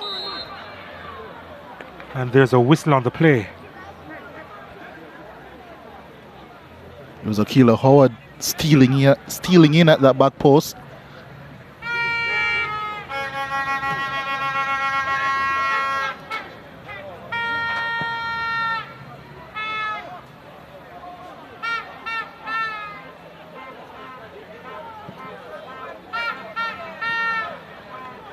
Yeah, I was mentioned before that O'Shane Staple is on the left-hand side. He's usually operating on the right-hand side. Of course, Lewis has gone over on the left-hand side for Harbour View.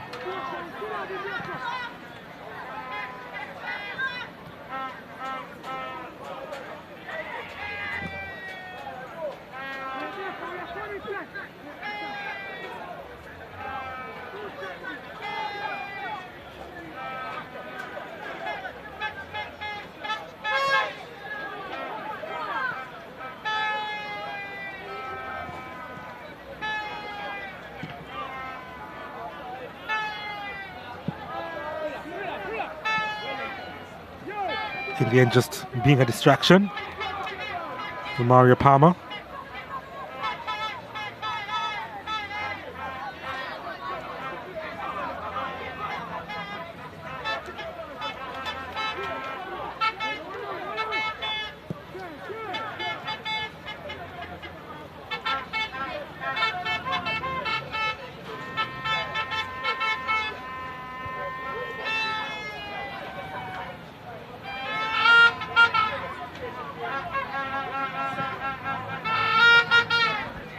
Harbour View trying to make inroads into the attacking third.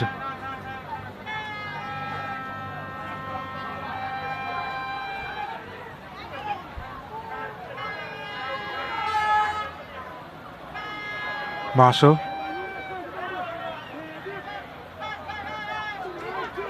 Howard. Walsh to Marshall. Ambitious.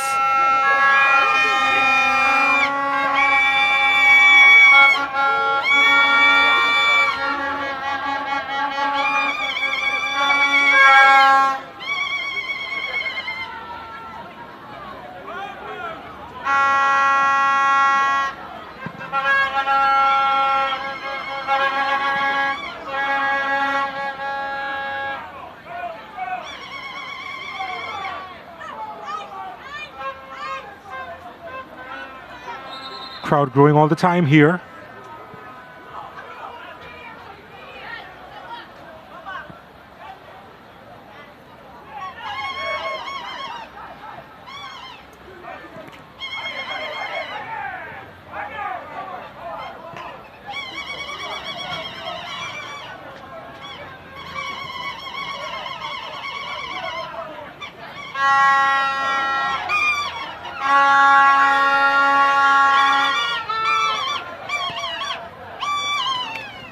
Staple. Daly. Smith.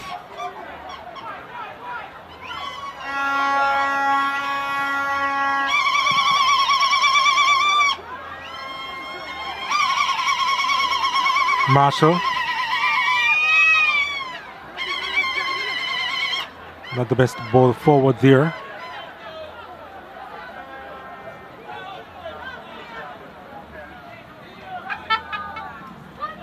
Ball coming inside, overcooked. The tempo of the game has certainly dropped a bit since that equalizer from Portmore. Harbourview not quite attacking as well as they were before. You think they'd be more pleased with the scoreline? Oh, definitely. Especially the way how the game has gone. Portmore certainly has had the better chances over the first 75 minutes.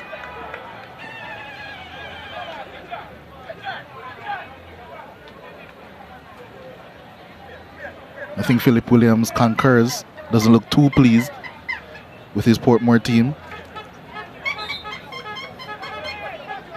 Well, they'll have a longer rest time before the second leg, Portmore United, as they won't be taking part in the playoffs.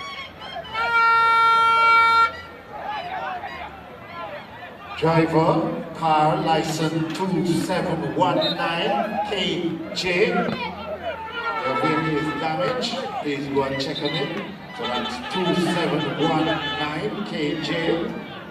Your vehicle is damaged. Please go and check on it.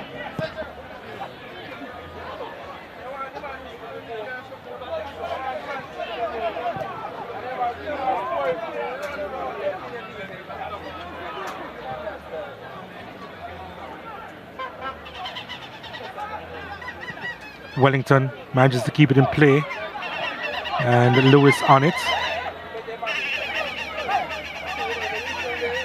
So we're in favor of Harbourview.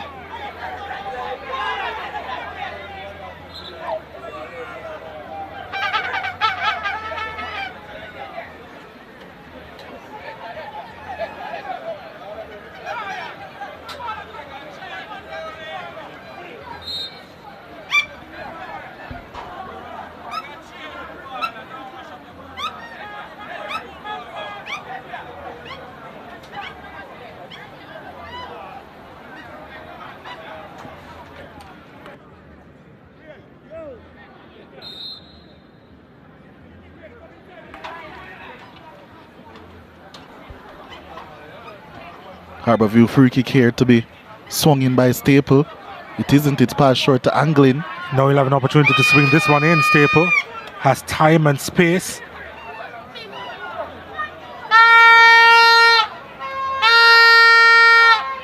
Smith fires that one in. They were appealing for a handled ball. Referee says play on, and they do.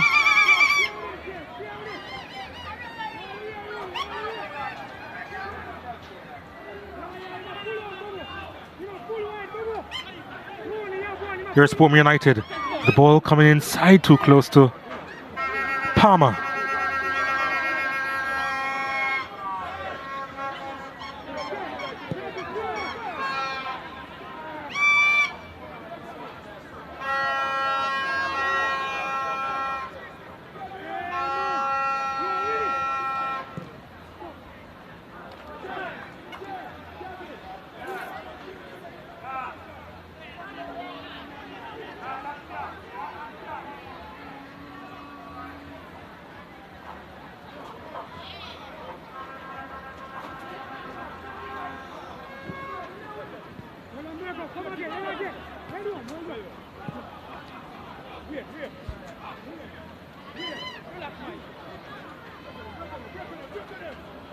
You know, the last time these two teams met in the knockout competition in Jamaica, 2013, the quarterfinal stage,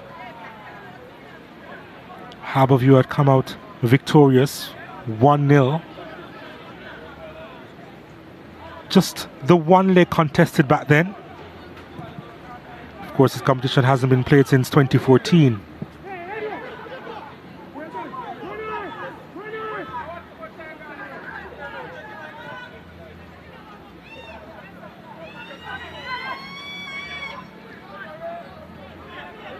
Picked up by Anglin. Anglin sends it out wide to Roger Smith.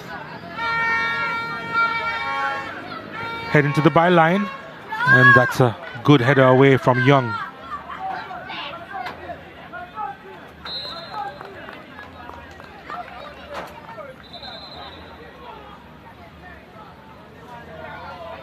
Lamar Walker there still plugging away. We have another substitution for both teams actually. 2 for Harbour View. We're about to see Javic McFarlane coming on for the 2-goal man, Siobhan Walsh. Coach Philip Williams probably feeling that his energy has waned a bit. And another goal scorer will be coming off. Well, both goal scorers for Harbour View actually. The first goal scorer first, Jashan Anglin, will be replaced by Jamon Shepherd. Then we'll see Garth Stewart make his way onto the pitch. Big disparity in the play styles for these two players, but Garth Stewart coming on for Krista J. Daly. So all goal scorers currently off the field in this 2-2 encounter. Let's see if any fresh legs will make a difference.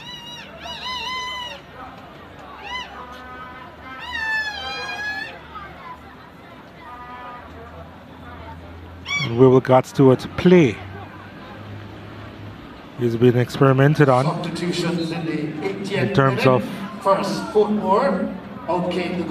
turning him into a striker at times for Harbour View this season.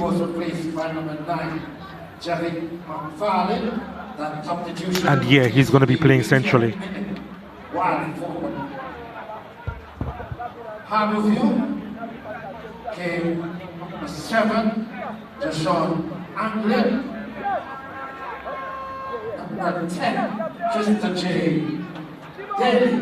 Both goal scorers for Harbour View. They were replaced by number 30. There's the ball inside, looking for Stewart! Oh, they came so very close to going ahead. And Stewart with his first touch, almost the magician. Here's Staple now. Staple's ball inside. Not the most convincing clearance. And Marshall, well, the play was called back. And the Portmore with the free kick. And immediately we can see the value of Garth Stewart. No one really to contest him in the air. We just couldn't get the right contact, and now both teams, in addition to their 2 goals, have hit the post. Both hitting the same exact post actually, after Siobhan Walsh did so in the first half.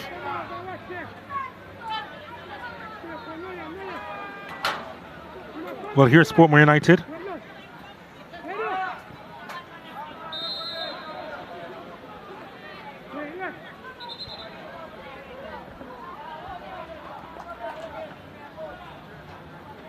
Portmore going to make a couple more changes.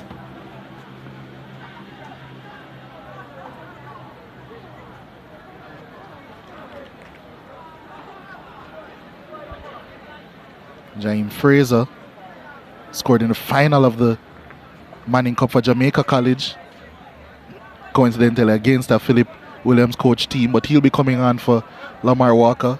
Was industrious today, but couldn't get the end product that he so craved. We're also going to see Akeem Mullings make his introduction, coming in for the captain today, Emilia Rousseau. Number 6, Emilia Rousseau, be replaced by number 16, Akeem Mullin.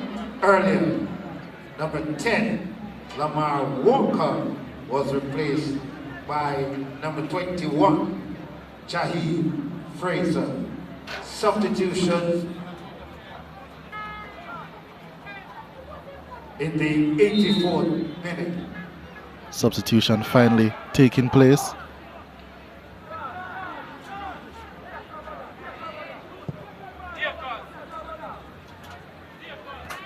Well, Stewart continuing to make a nuisance of himself since he's been on the part. The 2 Harbourview players colliding while Williams goes across to collect.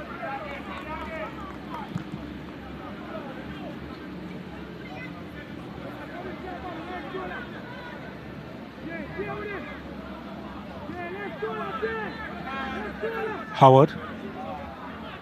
Hopeful ball, but no issues there for Palmer.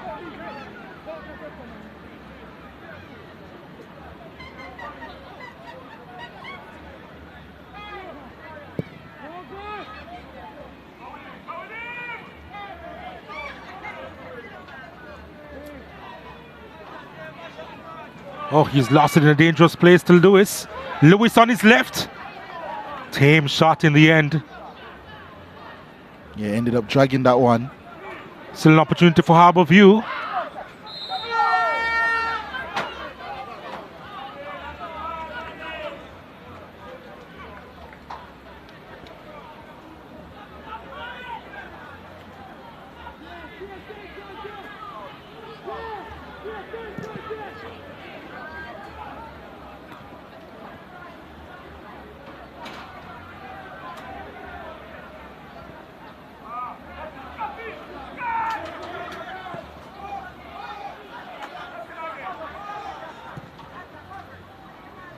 Williams was under pressure there, had to make the clearance.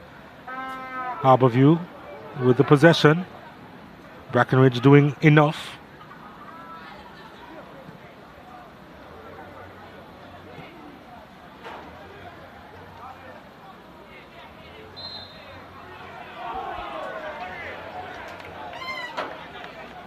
Jameson certainly disagrees with the call there. Alex Marshall working hard for his team.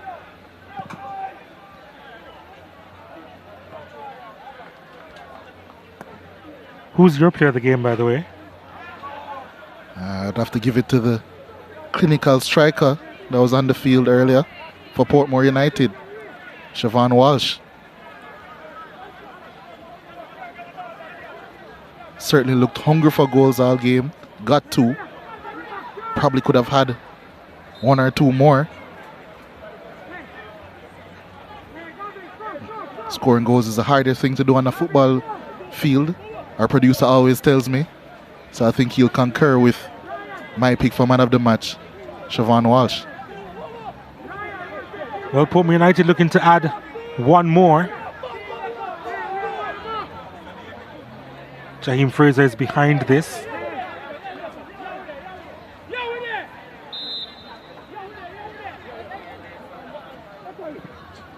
This one sent inside at the near post. Handled.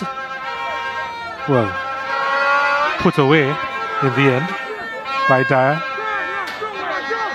Let's see if this delivery will be better by Fraser. It is. Lovely delivery inside the keeper. Well, he holds on to it at the second attempt. Didn't come out with a lot of conviction initially.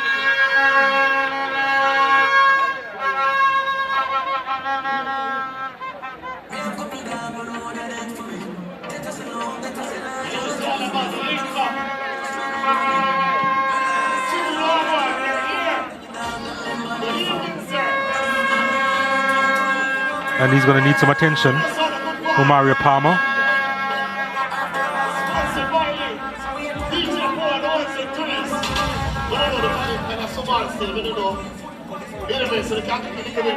In the background there you can see the Dumbo holding players warming up.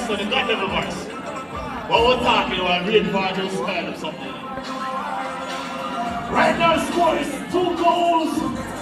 4 goals in this one. Portmore United actually with the advantage. Maz with some good work and touched home by Siobhan Walsh. First of 2. Then this one, Benjamin Williams would like to forget. That one fired in by Jashawn Anglin. Then they got a penalty and Krista J. Daly converted from 12 yards. Williams had caused the penalty. Couldn't save it. And then the equalizer. Walsh again. Wonderful finish through Palmer. That was 2-2.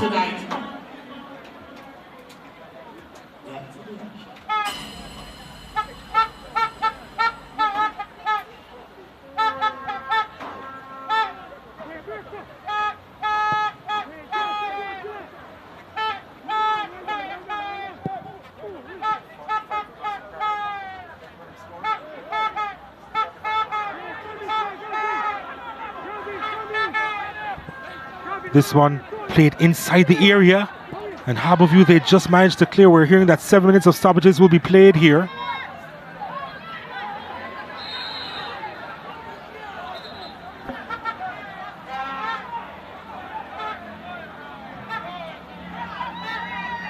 Yellow card shown to Howard. Still time for another goal here.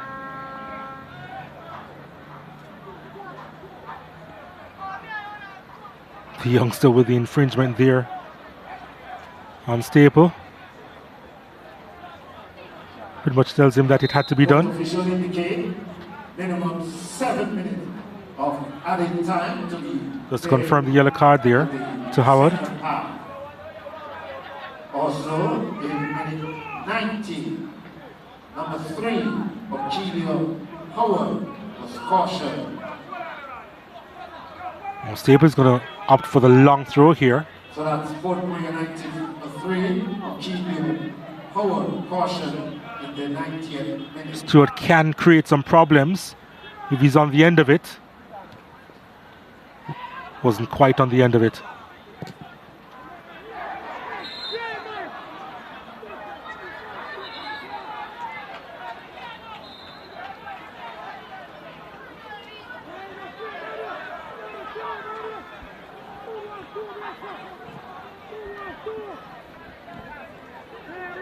Howard. Thompson.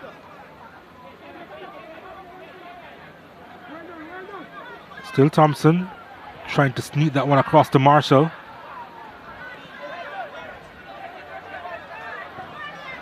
Oh, not quite his strongest suit there, Stewart, to try and beat a defender.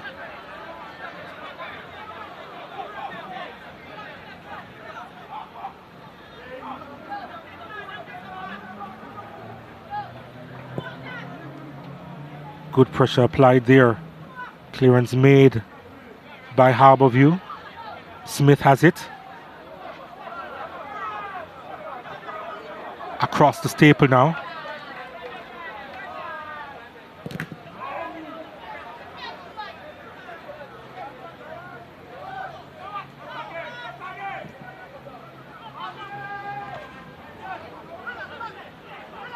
They don't have quite the point person that they did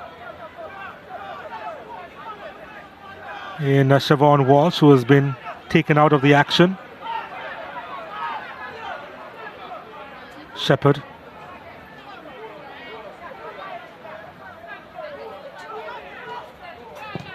Burton gave it up. And Marshall has it for Portmore United.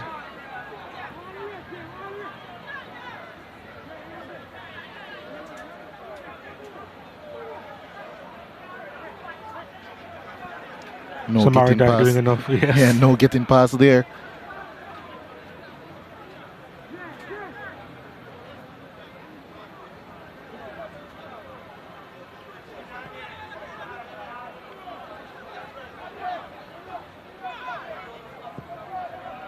Which one of these teams will nick one?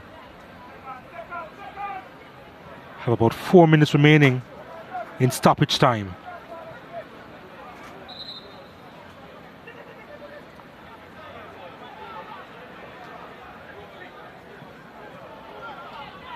Jameson bringing in Staple.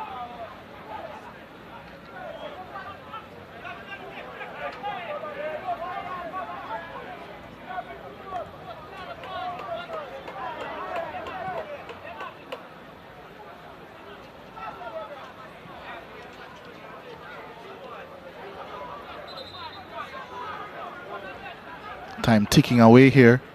In stoppage time. 3 minutes left to play. Well, it has come across. Portmore United players were appealing for a handled ball. There was nothing in it. Wellington trying to thread that one through. Burton took forever to make up his mind as to what to do in that position.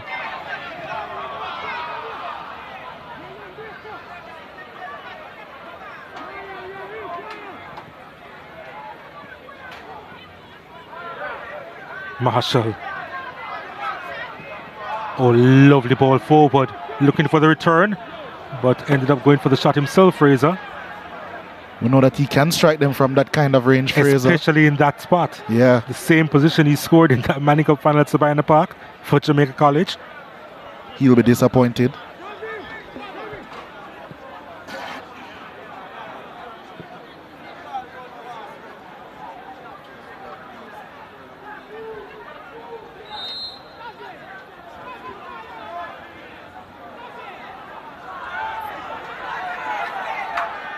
Burton, I think he's probably run out of gas. McFarlane now for Portmore United. Last touch of McFarlane.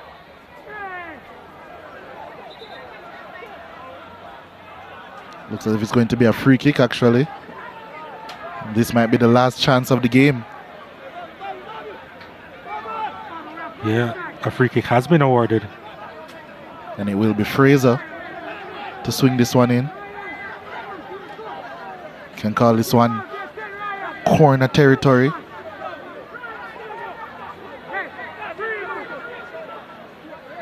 Six players in the box for Portmore. Well, Fraser's delivery. We'll have another opportunity here. Lofted inside. And Young had a similar opportunity in the first half. And it's the same result here, over the top. Yeah, couldn't direct that one goal. Was really close to the goal also. Just like the first half chance. Yeah, he'll be disappointed with that one.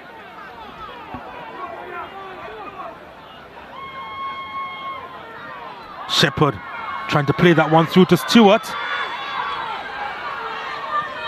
They just managed to clear their lines, Portmore United. Helter-skelter inside the own penalty area.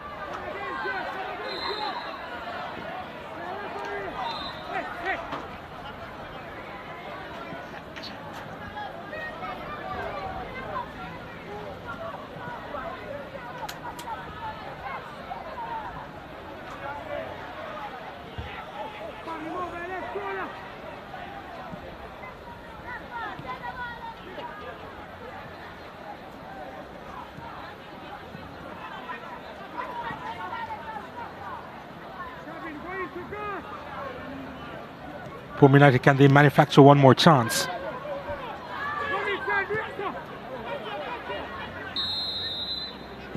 That's it. That's the end of the game.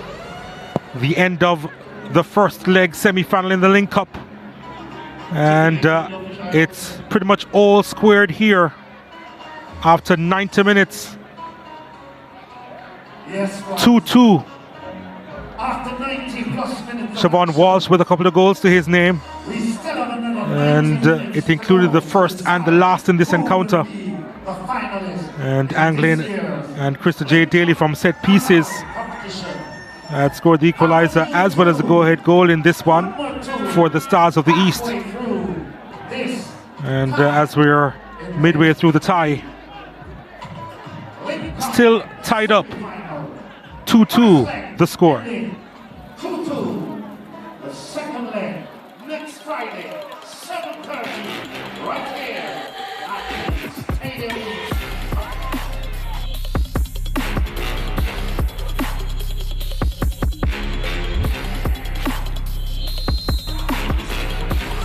As we take a look at the full-time highlights here, Portmore United, you'll see, had a lot of chances in that first half, and Walker couldn't quite place that one. Then this from Krista J. Daly, forcing a save from Benjamin Williams, who had to move smartly to his left to save. Then Siobhan Walsh with the effort, hitting the woodwork. Wonderful hit that was from the striker. He would actually have more opportunities, including this one, inside the box, inside the 6-yard box, and poking home to give Portmore United the advantage in this one. Good work from Myers, and he did well to find his striker. Myers doing really well. And Walsh, it's a poacher in him. And his team had the advantage. Then this from Jashawn Anglin. Benjamin Williams would want to do over there. Moving to his right. Didn't have strong hands at all. Went right through. And then a gift. Williams again coming out, bringing down Odlin Harding. And it was an easy call for referee Hamilton. And Krista J. Daly converted. And that was 2-1 to the Stars of the East heading into the halftime break.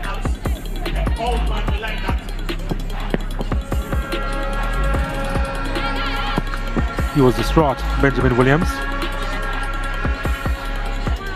To the second half now. Rousseau's ball inside, punched away by Palmer. And then this effort from Anglin was charged down. And the ball through to Walsh. Priestley injured himself trying to get across to the striker, who broke away and scored the equalizer. All in the aftermath of Harbourview on the attack with a corner. It was a lovely ball from Walker. Really should have been intercepted by Priestley. He was taken off right after that. But the finish from Walsh. Wonderful. Really wonderful. And that was 2-2. Lewis's delivery inside, looking for Garth Stewart. That was his very first touch, you know. Almost turned out to be magical. Not a lot of activity after that. Harbourview with 7 shots, 4 on target. Portmore United with 14 shots, 6 on target. Yeah, they would feel that there were a lot of missed opportunities in this game. Corner kicks 2 apiece. And in the end, possession at 51% in favour of Harbourview. Siobhan Walsh, today's man of the match. 2 instinctive finishes by you today, one with the left, one with the right. Which one was your favourite? I would say the right foot.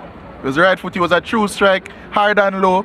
You equalised. It wasn't the result maybe you wanted, but I'm sure you're really pleased with your 2 goals. Yeah, as a striker, you can't complain when you're scoring goals.